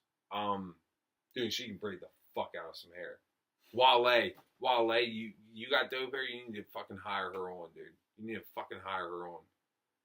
Anyway, I'm done talking about race, because ain't nobody gonna listen to us. No matter what we say, we can fucking burn it. We can hang a fucking KKK member behind us, have him burn, and listen to fucking Tupac. We'll still get, and we're still gonna get our asses ripped apart.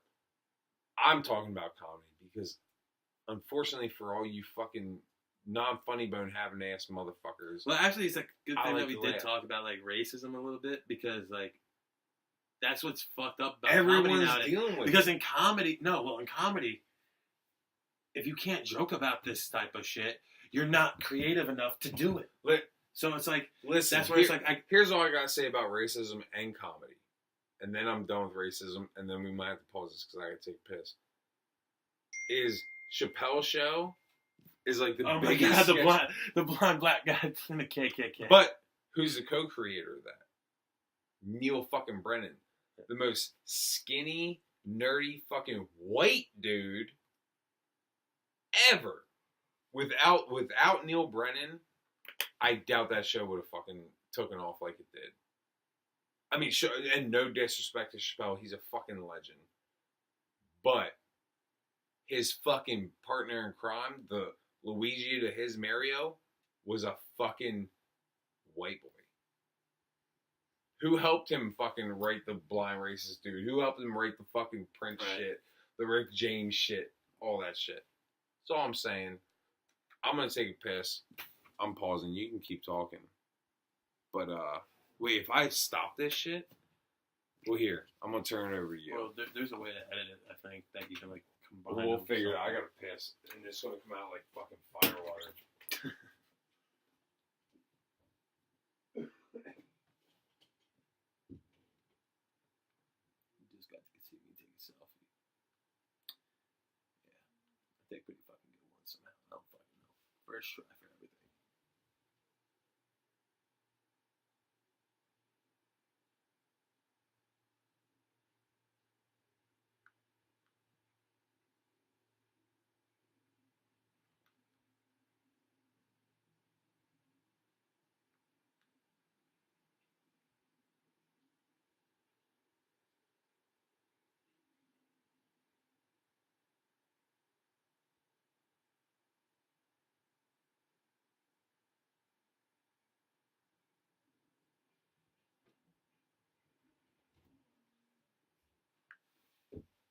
Alrighty, there we go. Told you, fire water.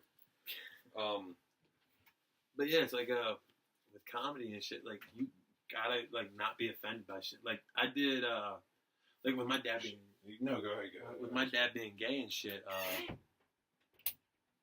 like how I said about gay jokes.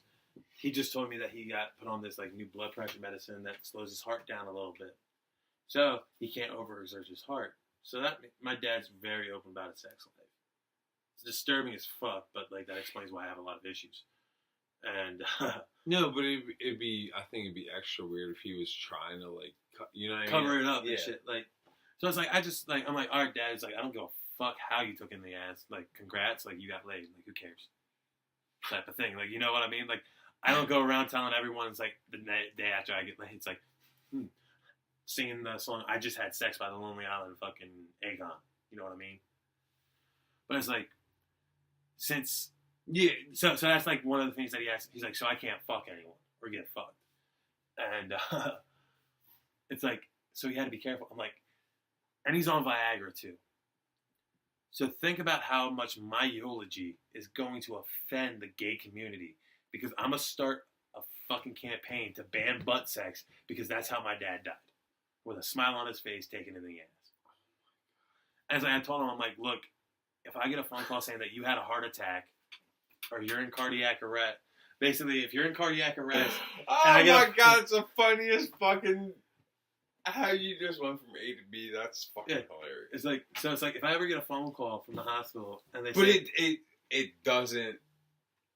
You don't believe that though. No, it's just to make a fucking just joke. Look, my dad jokes about everything. Like that's why it's like I just joke about everything because it's real shit. Like when you have a gay dad like mine, you cannot write this shit. It happens naturally. So I told my dad, I'm like, if I ever get a phone call from the hospital saying your dad's in cardiac arrest, I'm like, well, I'm guessing that he's still trying to work the Viagra off then. They're going to be like, if they say yes, I'm going to be like, call me back when he's flucid. Because at the end of the day, I don't give a fuck if my dad's dying. I am not walking to a hospital room with him fucking still pitching a tent. No, but then you got to wait extra because from what I've heard, is when you die, like rigor mortis and shit, like, so you're just tell them to like duct tape it down, dude. It's like tell some hot dude then to put it down for him because that's what his last. That's how he wants to go. That's how he wants to go. Yes. Yeah, but it's like I'll be there in 20 minutes. I have to stop somewhere first. Duct tape. And this is exactly how my dad said that he wants to die. He wants to die with a dildo shoved up his ass. So basically he wants to get cremated with a dildo up his ass, dude. So. In honor of him, I'm going to tell him, be like, yo, it's like, you guys got any gay nurses that are willing to shove a dildo up his ass because I'm not doing it. Yeah. I'm like, and I'm not going to make the mortician do it. Someone needs to do it, and if it's not done, I'm not paying for shit, and you're burying him for free. He's a veteran, so basically he's getting buried for free anyway. Oh, yeah. He's going up top. What was he in? Armed Forces. I think he was in the Army. Yeah, he was in Persian Gulf. And I give him... So was he, like... 60-ish? 50-ish? He's 51. Okay. But yeah, like, I don't know, the first time I really started... Yeah, I want your dad to come through and do this. We should go over to his fucking crib and do this. You don't have a crib, man. Oh, shit. He lost his house. We'll figure something out. Honestly, like, if my... Oh, we'll get kicked the fuck out of McDonald's. Let's put it this way. I'm on good terms with my dad. But if he had a place, do you think I'd be living in my car right now? Oh, well, no, that, yeah. Even if he had a one-bedroom, I'd be crashing on his couch. Damn, man. So, yeah, we're all just going through a bunch of shit right now. My family, we're all fucked. But, like, that was one of the jokes I said, and it's like, there was a gay couple over there. And, of course, my buddy Adam, he's recording this, so it's like, I just got him to get him to send me the fucking video and shit still. But he recorded all of it, but I kept looking towards them. Because I could tell that they were getting offended. So, I was waiting for these motherfuckers to start heckling me and say, that's fucked up. Or, that's homophobic. I'm like, look, motherfucker, I got a gay dad and a dyke sister. You really think I give a fuck about how you feel right now? It's like, you guys can go the fuck home and shove it up each other's asses and go fuck yourselves. Literally. Because literally, you guys can do that. Like, you know what? Oh and my like, goodness. You can say anything to fucking people. Dude, and it's like, and the thing is, when you're straight up honest and like, I don't fucking bullshit with no one. I've never been a person. I see through bullshit. That's why it's like when I figured something was going on with my ex, she started becoming distant. She started talking about how like she wished we would never moved in together, but she was the one that was moving fast for all this shit. And now she's sitting here 2 months engaged in a new relationship, and I'm sitting here laughing at it because that's one of my new jokes. Because I had this one dream one night, and I swear to God, I hope this is happening because I've been hitting the gym like crazy. So it's like I go and get my shit because I finally have a place and everything. And like I got the U-Haul truck, I'm grabbing all my shit out. And it's like the whole time I'm sweating. And it's like my arms are looking good, my chest is toned out. Like I'm looking fucking sexy as fuck, you know what I mean? Like a tatted guy that just lost a lot of weight got really toned out. And it's like she has a thing, like girls have a thing for guys with big arms. It's a simple fact. Girls like a nice toned arm. A lot like we know, like big asses and titties. Yeah, it's like they know that we like asses, titties, and all that shit, and long hair, and not to pull back and fucking when we're riding it, we can go vroom, vroom, like it's a motorcycle. Fair enough. Like fair enough. That's a new version of motorboat. Just take a straw and shove it down her ass or something. I'm gonna try it out. But it's like they know what we like. We know what they like. it's no bullshit, but it's like they choose us for a reason. It's like they can say, yeah, that's what turns them on. But at the end of the day, they're still just fucking us. And like this goes back to like where my ex had the daddy kink when I came around. She didn't have it before me. She ain't gonna have it after me. You know what I mean? She might. She's just gonna be looking for it. Exactly. She's gonna be searching for daddy. Here's the It's so funny weird thing. to me. If she would fucking call me that, I would just be like, fuck out. Look, you know when a girl calls you daddy when she squirts in your face, you run that shit. Well, in my opinion, I'm into some fucking very fucked up shit, like very kinky shit. So it's like it's just a dad. I'm shocked. Maybe it's because I got daughters. That's what it is. Honestly, other guys that are like dads that I know, they're like, dude, like I can't stand like my girl calling me daddy. I'm like, why not? They're dude, like, I can't even watch a porn with a chick fucking doing that shit. Yeah. But so, if I wasn't, I'd probably it's like especially like a fucking little Spanish chick, like a Hispanic Latina chick. Hey, papi. Papi's different. Papi's a lot different. Every Spanish chick calls everyone papi. Even guys call like older guys, hey yo, papi. Oh, you just fucked that up for me too. Well, it's like you ever walk into a corner store? It's like, hey, papi, let me get a pack of smokes. Yeah, I can't do. Yeah, you fucked that up. I never. Yeah, they Yeah, are. it's a fucked up world we live in. God but like, damn, it's really fucked up. In this dream, it's like I'm looking good, like, and I'm sweating as I'm carrying shit out. I'm wearing a Wait, you're having a dream? This isn't a dream. Oh, okay. So I'm hoping in deja vu this really fucking happens because it's funny as shit. And it's like, in this dream, it's like I'm moving all my shit out. It's like she's just looking at me, and it's like the first thing she says to me, she's like, "Oh, you're looking good." It's like, yeah, this is what homelessness and being single does to you when you have a gym membership and need a shower. This is what malnourishment does to a Exactly. motherfucker. But it's like she sees that, and it's like I'm easily walking all my shit out to the car, to the truck, and everything, packing it up. And it's like I'm about to close it up, and that's when this motherfucker finally has the balls to say something to me. Of course, that's when. Because like they're engaged and everything, so he's like, yeah, it's like I'm her man now. She's all happy with me and all this. I'm like, yo, she just seen me move all my shit out. I'm sweating. Look, you see how big my arms are now? They weren't. I look completely different than what I was, and I look 100 times better because I did it for me and not for her. Dude, but that's how everything is. Trying to get sober, trying to do anything. It's like you find other ways to put your outlook in. Yeah. So it's like, I'm looking good now. So it's like, she's noticed that. I'm like, I look up, it's like, because I'm facing the apartment and shit. I look up and I see her looking outside because she can hear it because the windows are open. So I see her looking outside. This whole thing's going on. It's like acting like she's not paying attention, but she is because she's sitting there biting her bottom lip watching me leave because we all know what's going through her head at this point. There's a lot of thought you put in this dream, sir. Dude, this dream was a long ass dream, and I was so glad that like it didn't end like, and I didn't wake up because I would have been so pissed. And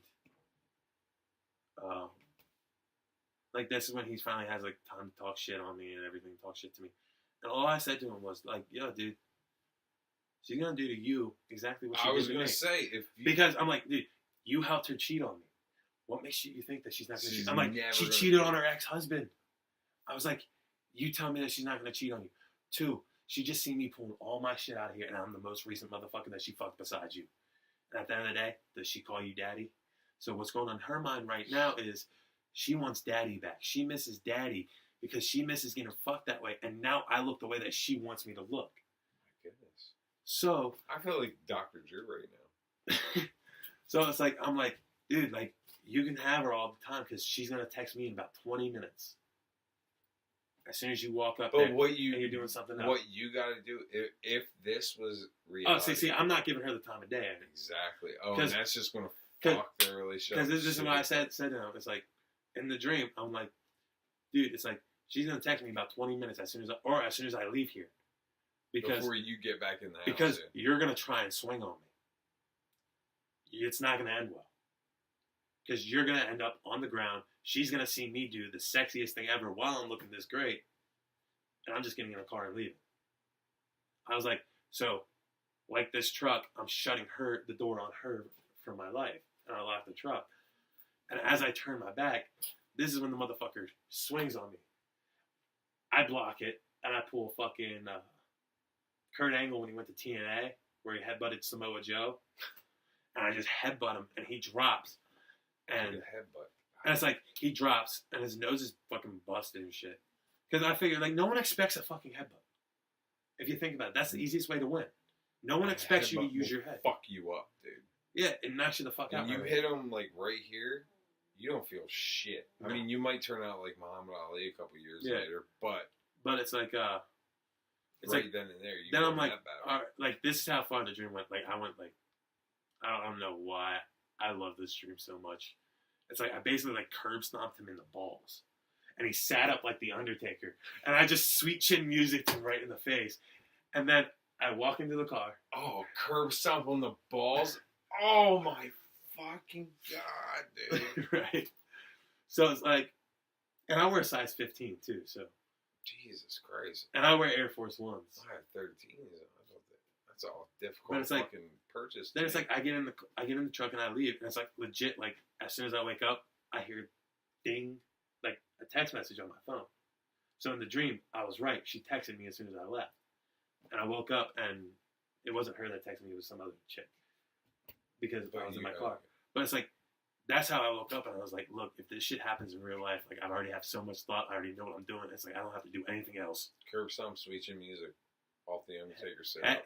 Headbutt, curb stomp, sits out, sweet chin music, boom, fight's over, I win.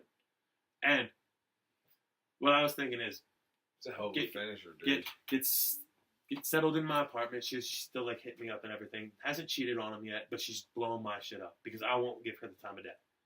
So it's like, I get settled in. It's like, this is what I thought about. I'm like, I could really be an asshole and be like, tell her to come over one night, fuck her one last time. And then she's like, so does this mean we're going to work everything out? I'm like, no, bitch, get the fuck out of my place. It's like, I just want you to know what you're missing for the rest of your life. No, what would be better is, well, honestly, the best thing is just fucking fuck her, forget about it. 2 would be, have her come over to that then have everything all sexy, and have her fucking want it, and knowing you're a dude, all you want to do is fuck one last time, and it's going to be like some revenge, anger, whatever. And then before you do it, just be like, okay, well, I want to go to bed. Yeah, I don't even go to the fucking time of it. It's like, you gotta leave. What do you like? Was that good? Was dinner good? Did you have fun? Watch a movie, and as soon as. And you just sit there, watch a movie, and she'll try to, oh, hey. See, and you just say, yo, I'm tired, man. I got to get up for work tomorrow. If you don't mind, I'm going to bed. The crazy thing is, like, I had the same dream, like, a week later. But this time, there was another person, a female that was in it, and she was with me. So it's like, she's going to want daddy back, but she ain't getting me back because I moved on to bigger and better things. Oh, it's going to happen. And well, actually, it's already starting to happen. Like you know how like they say when you're at your lowest time, that's usually when you meet one person that ends up being like a major part of your life. Sure. Like I've heard, like my grandfather used to say that shit before he passed away and shit. Like that's why I need to find a really good portrait artist because I'm doing a portrait of my little cousin that passed away right before my birthday and a portrait of my grandfather and then. All their like positive quotes and shit going on as the filler and everything. My back piece is just gonna be fucking dark as fuck because it's gonna be more so like when my cousin passed away. His one viewing up here was at Clipper Magazine Stadium, and a lot of people showed up for it. He touched a lot of people, and he had to do a viewing they did a viewing in Florida because that's where they were like living while he was getting taken care of because he had a transplant and everything and. He had the transplant, but like his white blood cell count at 0, and he died at like 12 years old. Damn, that so sucks, it's like, man. but like you never know anything was wrong with him because he was just a positive fucking kid. At 12 years old, that's fucking. 12 years old, touched awesome. so many people. He just walk up to people and just start talking to people. Like he was a really positive kid throughout his whole life. So it's like, I'm upset that like I didn't get that chance with him to be a cousin because of the way my mom was. Because that's what made my aunt completely say fuck you to my mom. And like my grandfather, like he died when I was 5, but like he had 2 viewings. He was a truck driver, but he touched so many people's lives that they actually had to do 2 full day viewings. That's fucking crazy, man. That's so awesome. It's like I mean, it sucks that makes that makes me want like when I die, like I want 2 fucking viewings like that. or I want something like that to where there's so many people coming up because I've touched so many people in my lifetime. You know what I mean? Like, that's why it's like, I was diagnosed with suicidal depression and PTSD. So it's like, what I just went through with my ex, that was just complete adding to PTSD and shit. Because I start remembering every single lie that she said to my face. And just stewing in that shit. And it's like you stew in that shit, and it sucks. And it's like you start hating more and more. And it's like, what fuels me with everything that I do is doubt. Everyone's doubted me my whole life. I wasn't supposed to finish high school. I got a high school diploma. I wasn't supposed to do anything with my life. I went to barber school 2 days after high school. And I'm sitting here 4 years in the business. You cut some fucking mean ass. And like you, I'm a decent fucking barber in Lancaster.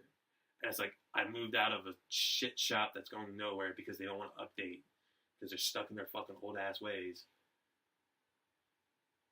And I moved to a nicer place. When you said that, I knew, like, you were so out of place. And that's literally the only barbershop I've ever gone to in my life. I've had boys cut my hair and shit.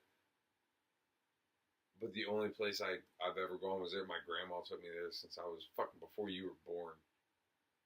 And then you moved there, and I knew, dude. Especially, like, the last 3 times I went, I was like, this motherfucker ain't here. Like, he ain't here.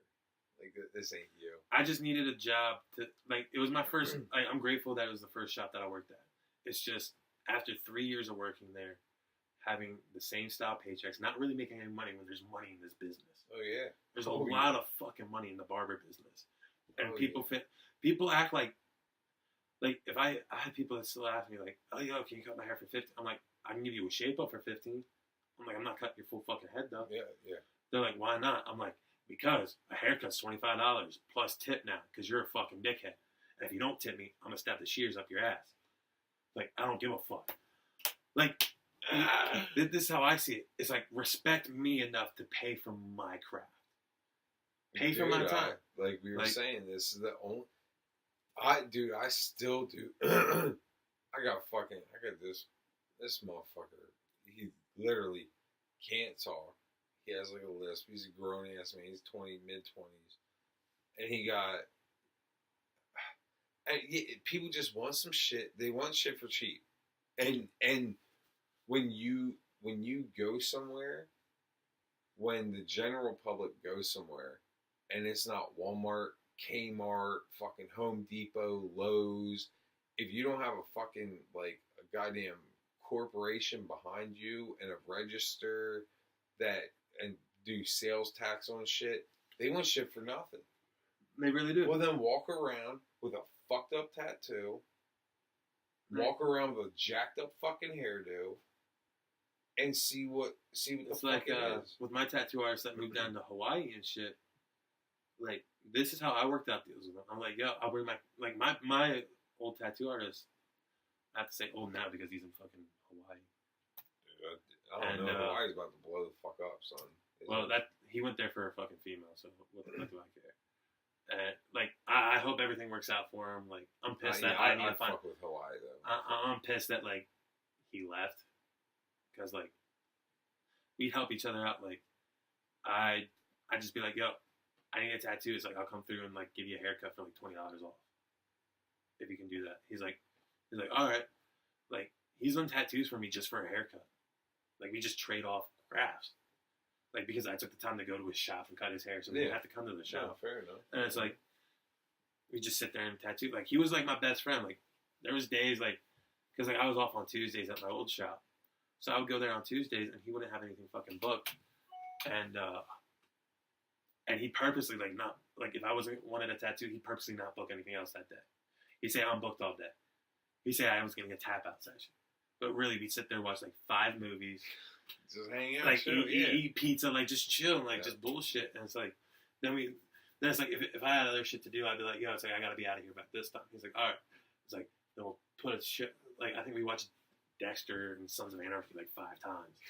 Like, just chilling there and everything. And that's how it should be, man. Like, everybody, that's the problem. Everybody's getting so caught up in the little nitty gritty dumb bullshit if we just went back to like, yo, okay, hey, I need my kid put a fucking hole in the drywall. You come through, fucking spackle that shit. I'll give you you know what I mean? Like, but then there's also like, that's why it's called a trade. I too. just want like, hey, I want a tattoo. I ain't got nothing. Like, if say you're a barber and all I can do is weld. You don't need nothing fucking welded in your house. You don't need a lawnmower fix or nothing. All right, dude, I'll give you how much for this? My minimum, as it's been for the last decade, is $30. Because when I started, it was at the shop I started, it was $50 minimum, and that's if you want a little fucking teardrop, that's $50. So I tell people, if you want that, you might as well get 2 or 3 little things. Because if you just get a teardrop and like a little an A on your finger, whatever you want, you might as well get 2, 3 something. But then when they're like, hey, I want this. Well, my dude down the block, fucking, he did this tattoo for 60, and you're just gonna write alive on my wrist for 60? Yeah, dude. Like that, like, and that's why I got into welding, because I was like, I need like a stable job where I know I can clock in, clock out, and I'm getting fucking paid. I don't gotta deal with fucking douchebag motherfuckers trying to. It's like, for me, it's like, I have customers that like have followed me over, and they like, granted, yeah, I took a $10 price jump right off the bat, and it happened overnight. But at the end of the day, it's like, if I've been cutting your hair for 3 years, you keep coming back, and you keep coming back, like, you're gonna go to where I go. So it's like, I think when it happened, like, I messaged 65 people on Facebook alone, and then completely forgot about my contacts. And it's like, so it's like, I have guys that are like texting me. They're like, yo, I just called manager. They say you don't work there anymore. Where you at now? And it's like, I just tell them the address, and I'm like, book your appointments here. Right there, they're like, oh, 25 now. I'm like, yeah. It's like, you can pay 15, get a shitty haircut from Manor for a $15 haircut. Or from some dude that's been cutting hair since or you can come to my new shop where we give you a fucking beer, got hot towels on deck, fucking relax, chill. There's a fucking dog in here. Like, just come check me out. Like, even if you don't even want a haircut, just come grab a beer and just chill out. Like, honestly, it's actually, all my Willow Street customers, they love it better. Because it's actually a shorter trip to get into Lancaster City than it is to Manor Shopping Center. Yeah, man, yeah. Because all you do is take Queen Street. You go out fucking Lancaster's, like, Willow from here. Street Pike, yeah. From here, it's like you go out Willow Street Pike and shit. It's like, and then you go straight onto Queen Street, stay in the right-hand lane, get up to the square, turn right at the square, go straight up, and it's right across from the King Street Garage. It's at 143 East King Street. Like, it's right there in the middle of the block. What's it called? DFB Studios. Barbering at DFB Studios. All right. How far from, like, Probation and the courthouse? Up the block. Oh, like half a block. I'm in that motherfucker all the time. Shit. Right? Like, all right. It's convenience. And it's like, I work 6 days a week. I hustle.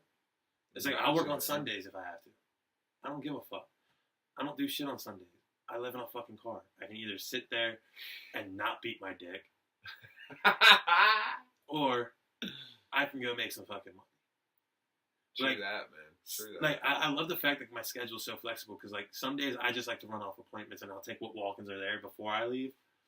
And it's like, and then, it's like, if I head out at, like, 2 o'clock on Saturday, someone can book an appointment at 5. I usually go and do my laundry on Saturdays.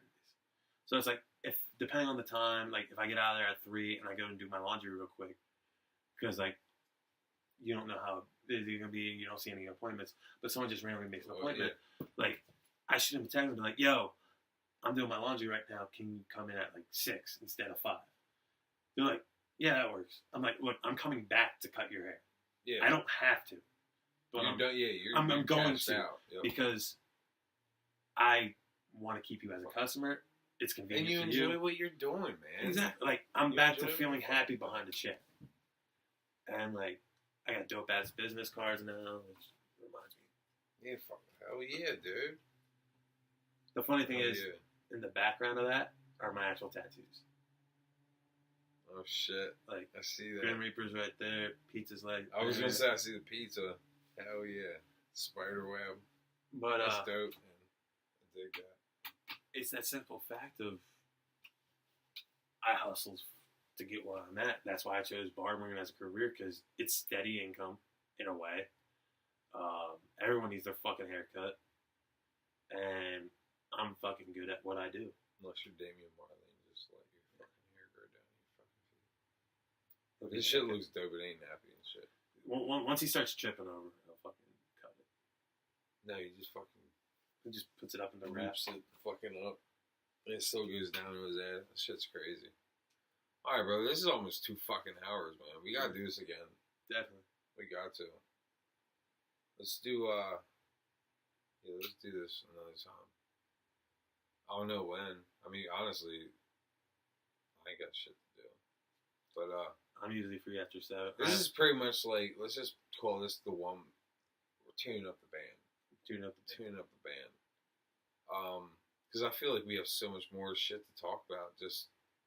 I feel like with you, we could just get like the fucking newspaper and just like skim through because I ain't political, I ain't religious, I'm not I even. ain't.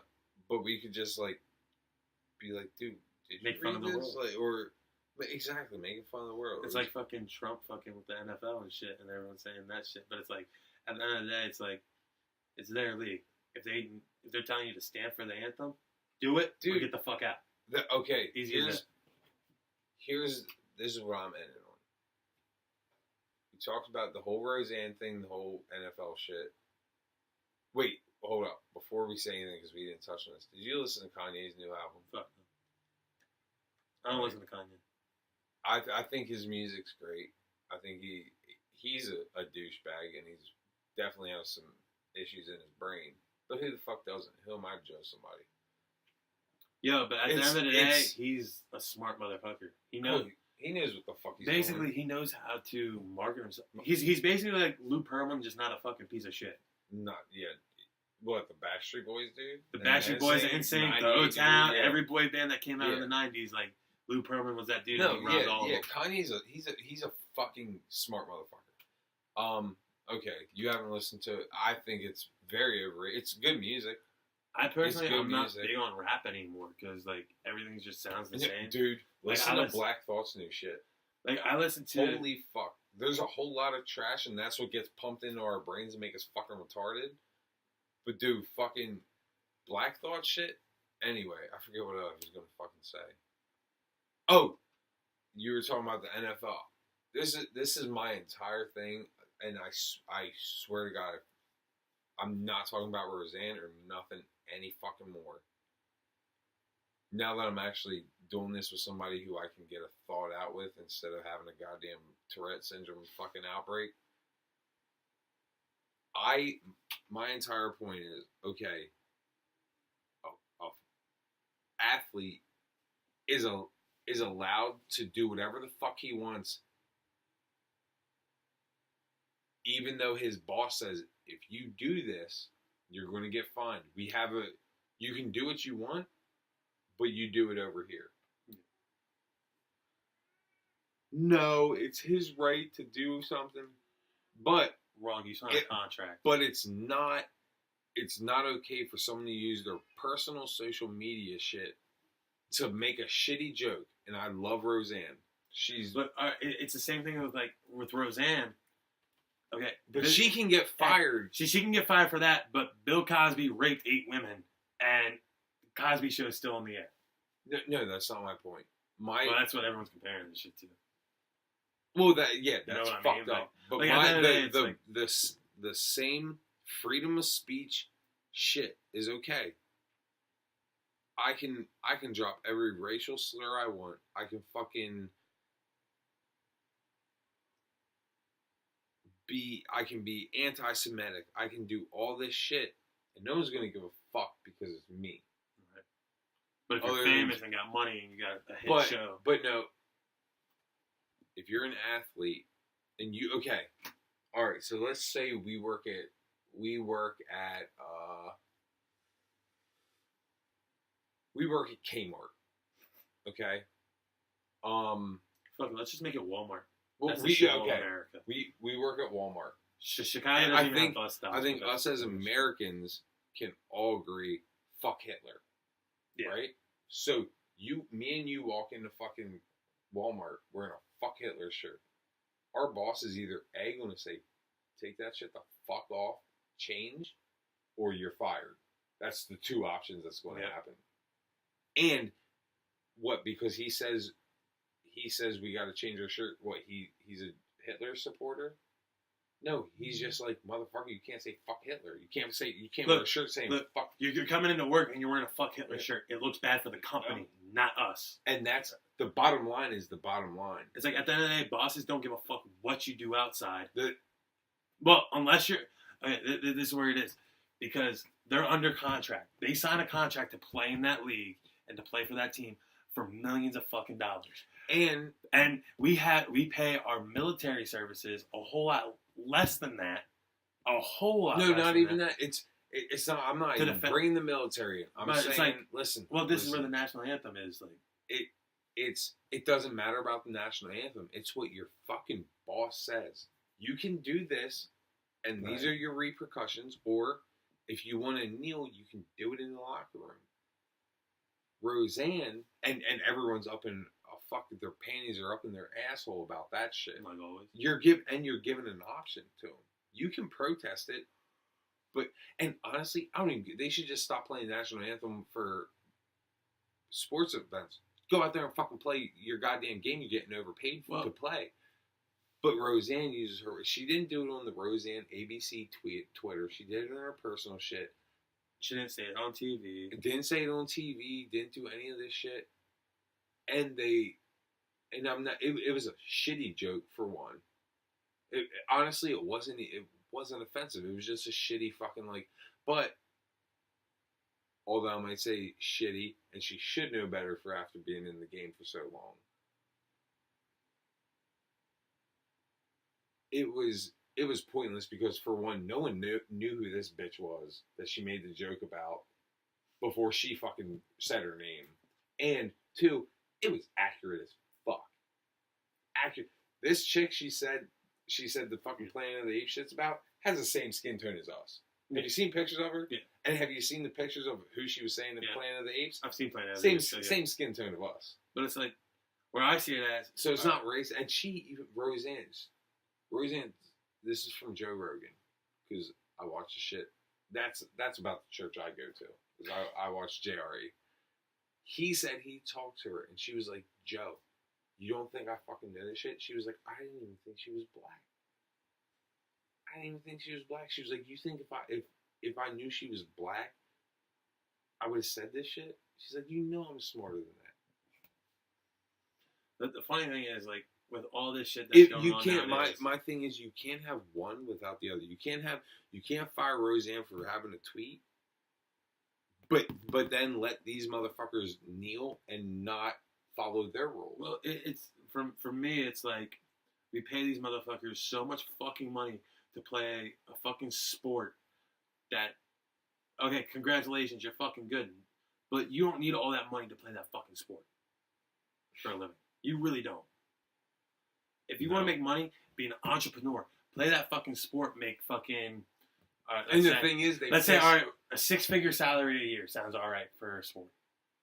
With the way they train and all that shit. And these motherfuckers want to talk about head injury, all this. How much do we pay our fucking military? You want to bring military? They get like $200 a month or something. Like, depending on where they're at, they get a or you gotta fucking be in the Navy, the SEAL. You gotta do this shit. You gotta do the extreme shit. That's fucking years. But it's like, I figure a 6-figure salary is like a perfect one. Way. Because you can be a businessman and an entrepreneur with a 6-figure salary. And the thing is, you make money off your jerseys and all that shit. Like, you don't need to be making $200 million in a contract. Unless some of the elites like Brady, Rogers, the elites make money off their player association shit, but fucking, I'm not even sure if like Clay Matthews or somebody on that level makes money off. Like, I'll take $500,000 a year and be a look, if the water boy gets paid, let's say $75,000 a year, I'll take that fucking job. Water boy ain't You never know. I guarantee. Professional water boy. He ain't making. Talks with a stud and everything like he's from Louisiana. He's probably not making any money. That's why they have little boys do it. But it's like, at the same time, it's like, with everything that goes on, it's like, for our military, they sign on to get shit pay to give their life for our country. So the national anthem, in my way, and I'm not. My thing is, it's not the. I don't even see the disrespect because the reason, and this is the only time I'm going to stand up for Kaepernick, because for one, for the season and a half that he was actually relevant in playing football, he fucking trashed the Packers in 3 games in a row. But he sat down and talked with the military, and he was like, instead of sitting on the bench, how about you take a knee? And he took a knee. That's what happened. He talked to a fucking army or a SEAL, somebody in the military, and he was like, hey, just to stop the smoke, just take a knee, be respectful, and take a knee. And he did that. Like I said, he's a shitty version of Michael Vick. For me, it's like the flag. It resembles all the blood that was shed for this country and shit. So it's like, in a way, it's like when you protest the anthem, you're protesting America. And that's but America stands for you can protest. Yeah, you can protest. Like everything's just so fucked up nowadays too. And like I said, honestly, stop playing the fucking national anthem because you're saying that. Do you stand up when you watch the Super Bowl at home and fucking salute and cross your heart? No, that's why they don't. That's why it's like I don't think they should like. They don't usually show it on television. Game. Play the fucking game that you're getting paid millions of dollars to play, and let's fucking just play the shit. I want America to get back to the fucking way it used to be in a way where it's like. Just play the fucking game. Quit bitching about every little fucking It's like thing. the civil rights movement was the best. Like I'm a big history buff, so it's like when I read about the civil rights movement and shit, and I just like the simple fact of Martin Luther King's "I Have a Dream" speech. It's like I hope that my kids live in a world that judges you based off your character and not the color of your skin. We were on a good track to that a little bit, but now I think it's over. Everything's just over. Now it's gender equality and all this shit. And here's the thing with gender equality. Look, if a girl looks at a guy's crotch, she's flirting. If a guy looks at a girl's tits, he's a perv. Dude, if we call a girl, if we're like, you look really nice, there's a chance that we could get fucking locked up. Yeah, because they could say, oh, that's sexual harassment. Or like, definitely don't do it when you're working. Definitely don't do it when you're working because you're losing your fucking job. Definitely. It's fucking ridiculous. Like, it's just too much overboard. We need to get realistic about shit. If I go up and grab a chick's ass and be like, hey, babe, that's fucked up. If I'm like, damn, you look, if I'm like, oh, yeah, you look good, baby, that's fucked up. But if I'm like, damn, you look really fucking nice today. Dude, if a fucking gay dude says that to me, he's like, damn, did you do something good? You should wear pants, like, they fit you real good. He says that to me, keep going. I'm going to be like, thanks, fucking Jerry. That's when you send your girl a text and it's like, yo, don't fuck up. Gay guys like me. Gay guys are on me. Yeah, and then he's just like, I never said that. It's like, no, but I'm going to use it because it's funny as shit. You know what I mean? Like, come on, man. Like, I think it gets me pissed off just because life ain't about getting fucking pissed off about everything and causing an uproar about every little dumb shit. Dude, we just need to chill the fuck out. That's why weed just needs to become legal so that way everyone can just smoke a fucking blunt. I know. I don't smoke weed. But it's like, fuck, everybody needs to chill the fuck out. Everything doesn't have to be gone. Fucking everything doesn't have to be a fucking like a goddamn debate and on CNN and top. Like, get the fuck out of it. And especially like if the world was a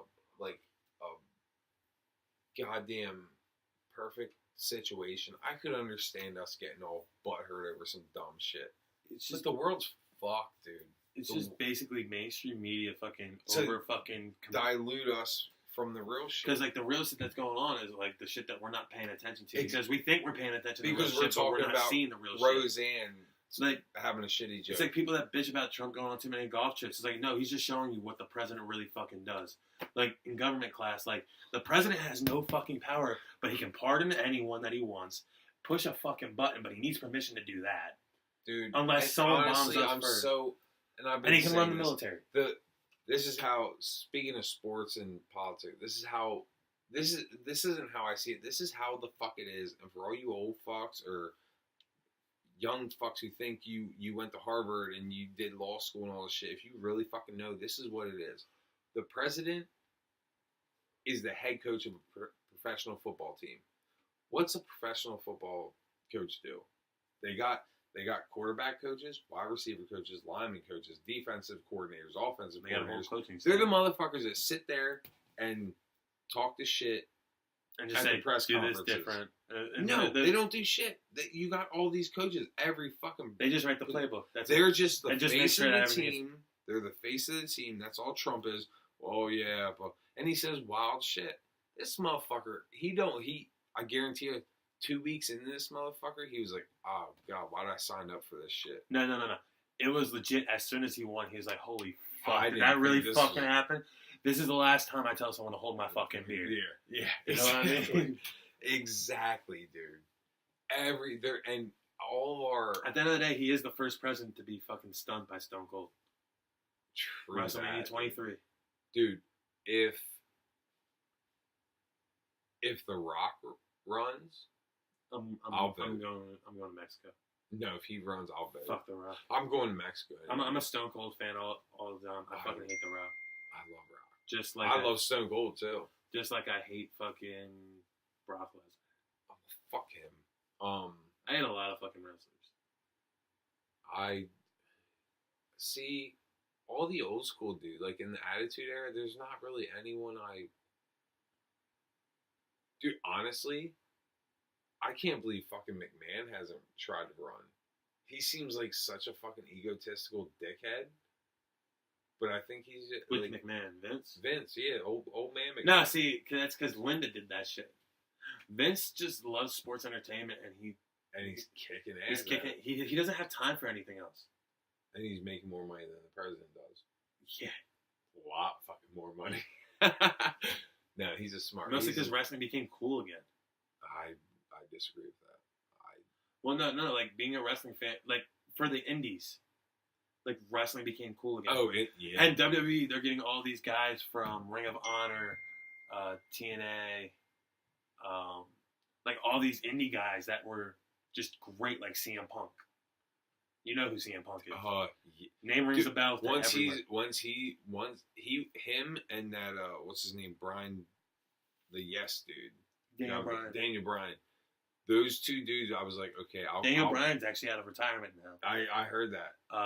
CM Punk's about to get his ass lit the fuck back up in UFC. Yeah, but there's this event on September 1st. Dude, he was the last motherfucker that could hold a fucking microphone like Stone Cold, like fucking Rock.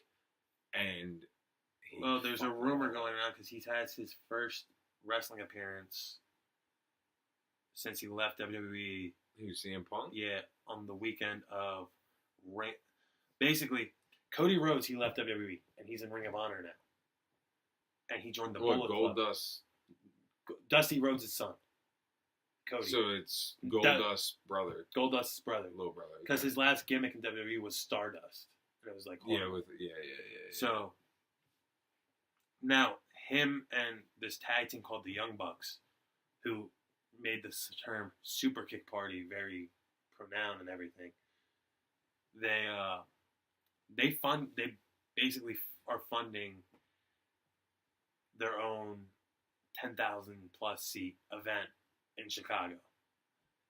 And it's the same weekend as StarCast, which is just a big old, like, a bunch of wrestlers from all around the world, past and present, showing up, doing autograph signings, normal shit. Yeah. And that falls on the same weekend that All In, that's what they called it. Because they put their own money up for this. Oh, they'll make it back. They already did. It sold out in 29 minutes and 16 seconds. Yeah. And they were selling tickets for dirt cheap. I was hoping to buy tickets for it. Dude, and it sold out too quickly. What's it? NWA's back. CZ Combat Zone. They do shit down. CZW. Yeah, dude, them motherfuckers are crazy. They do shit right down the street in Delaware, in like a fucking cornfield. They're fucking nuts, dude. Them motherfuckers are crazy. Well, like, you guys are funding their own like pay-per-view event. Like they don't even know if it's streaming yet, but they're gonna work on getting it to stream now. And like the NWA's back in action. Like they got a good world champion, and what they're doing is because the event I'm going on to is Ring of Honor Best in the World. So, but for that All-In thing, they're saying that there's a chance that CM Punk could show up. It's in Chicago. Just think about when September 1st. When's he fighting UFC? This month, I think this weekend. As long if it's after he gets his ass whooped in UFC, yeah, he'll be back. He'll be there. They're gonna be like, do whatever the fuck you want to do. We don't care. I like him as a wrestler, but dude, he sucks as an MMA fighter. No, he lasted longer than Lesnar did. I give him that. He just didn't. They put him in there because he was a name and it sold pay-per-views. Oh. They shouldn't have done that. They should, and he shouldn't. The only two professional MMA fights he ever fought are pay-per-view like cards. Dude, you gotta start him off on Fox. You do. You know what I mean? You gotta start him off the young. It's because he's a household name and you know it's gonna sell. And people want because no matter, it's been what 4 years since he left the WWE. After this one, I guarantee 2 years since his first UFC fight. 2016. Yeah. So it's like, and he's still a big name that everyone wants to see. Honestly, not people that are fans of MMA. They think it's disrespectful. Now they do. Because if he gets mollywopped like he fucking did last time, dude, he's done.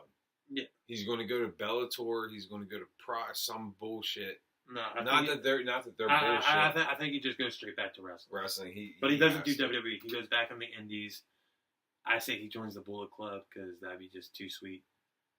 Like, no, I can't see him.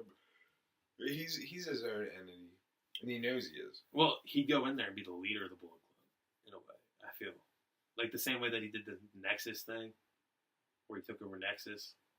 Like 2011. I've been out of fucking. I paid attention to his shit and Daniel Bryan, but dude, after the Attitude, honestly, like honestly, I've been out of wrestling. I wanted to until I was 17. I wanted to be a pro wrestler. You ever try out to be one? Nope. Yeah, I took 3 bumps and I couldn't walk for 3 days. It sucks. Oh, I can take that, and that's my thing. That's why I love Mick Foley because that's who I would be. I wasn't going to be like the baby face. I was going to be the guy like the Hardys, Mick Foley, a guy that could just get his fucking ass whooped. And motherfuckers they're going to have to respect me. They're going to fucking have to. I'll set a backyard wrestling company. I'll lose every fucking match I ever am in, but motherfuckers are going to be like, God, you'd be a Kurt Hawkins who's like 0-200 now. Like, that'll be me. I'll just get my fucking ass whooped. I'll just be the jobber. Yeah, I'll just get my ass whooped. But then I was like, yeah, but to do that, like you gotta work out. You gotta have like be in good health. I eat with bullshit. I fucking drink. I smoke. I can't. After CM Punk's first fight though, this lady was outside. I was at Aruga's and she was talking. She's like, CM Punk's a pussy ass bitch. John Cena's more of a man. I'm like, whoa. Her boyfriend got so scared because I'm like, bitch, you say that again. It's like I want to see John Cena get in the octagon. I want to see him get in the octagon because he won't because he's a fucking pussy ass bitch. He can't even wrestle. What the fuck you talking about? That's when once John Cena he started. He wasn't John Cena yet. I mean, he was John Cena, but he wasn't like fucking hot. And I was like, dude, how are we digressing from all this gangster shit I've been growing up for the last decade of my life, and we're going back to like this bullshit? Like, no, dude. Like, even Ric Flair. And all these motherfuckers, like, they were bleeding. You know what I mean? Like, what started happening was concussion protocols and everything. No, it was politically correctness. You can't have fucking DX on fucking Monday night at 9 o'clock anymore saying "suck it" and shit. I remember back in the Attitude Era when they got that fucking message. It's like, and I must remind you, I did not sleep with that young intern. In fact, that was nice. That dude, I had that fucking DVD. That was my shit. Dude, And then it got. I They've played never gone back to that. Man. on weekends at Marion Court. They got beer pong set up, so it's like, you know how I psych the people out. I just go up right behind the cups. And it's like right as they shoot, I'm just like, suck it. I was like, if they make it, I'm like, wow, you're really good at that, aren't you? Good. They're like, what, beer pong? I'm like, no, sucking it. Dude, that was the shit. Oh my. That's when I was like, dude, I want to fucking Hell in a Cell with Undertaker and fucking. Dude, that was. Dude, Stone Cold and Bret Hart, where Stone Cold didn't fucking tap out. He passed out because he was losing. I mean, he didn't really do it, but they played it so fucking good. And if they would have just kept on to that. Well, anyway, with that, we're almost 2.5 hours in, like nothing. Cut through that bitch like butter. It's been great. The Barber and the Prick. Fuck yeah. Maybe we should just start our own Fucking podcast shit. Fucking Callan and Schaub, we're coming for you. We're coming for you, motherfuckers. Can't beat a barber and a tattoo And artist. look, our ears are all nice. We ain't got no fucking vegetables growing out these bitches. Hey, Cal, my mom has psoriasis, like you apparently do. So we have something in common. How's that have you guys in common? That's about it. That has him and your mom in common. Not Yeah, you. but I know my mom. Well, I hope you know your mom. I know, but we have psoriasis. Schaub. Do you know what I'm talking about? Fighter and Kid, their podcast? Well, you're not as big as you fuckers think you are. I love them. Now I got Brandon. Shaw was a UFC fighter, so now I got him fucking coming at me. I love him. I'm just talking shit. I'm tired. This is like 2.5 hour podcast. 2.5 It's hours. almost 11. Dude, now I see how Rogan does it. Yeah. We're just guys sitting in a trailer. Not a big ass fucking huge studio with. I got a bow. I got no arrows because I lost my last one. Dude, my daughter is really good at it. She uses that one, and it like mine. I got a compound. I got like a release sight. All this shit. Hers is like a fucking like she gotta like. She's really good at it. I gotta get her a better one. She's too good for that one. Anyway. All right, brother. Well, it's been nice. Oh, you did. We gotta wrap this up. We ended with the too sweet. Always old school wrestling shit. Yes. Oh boy.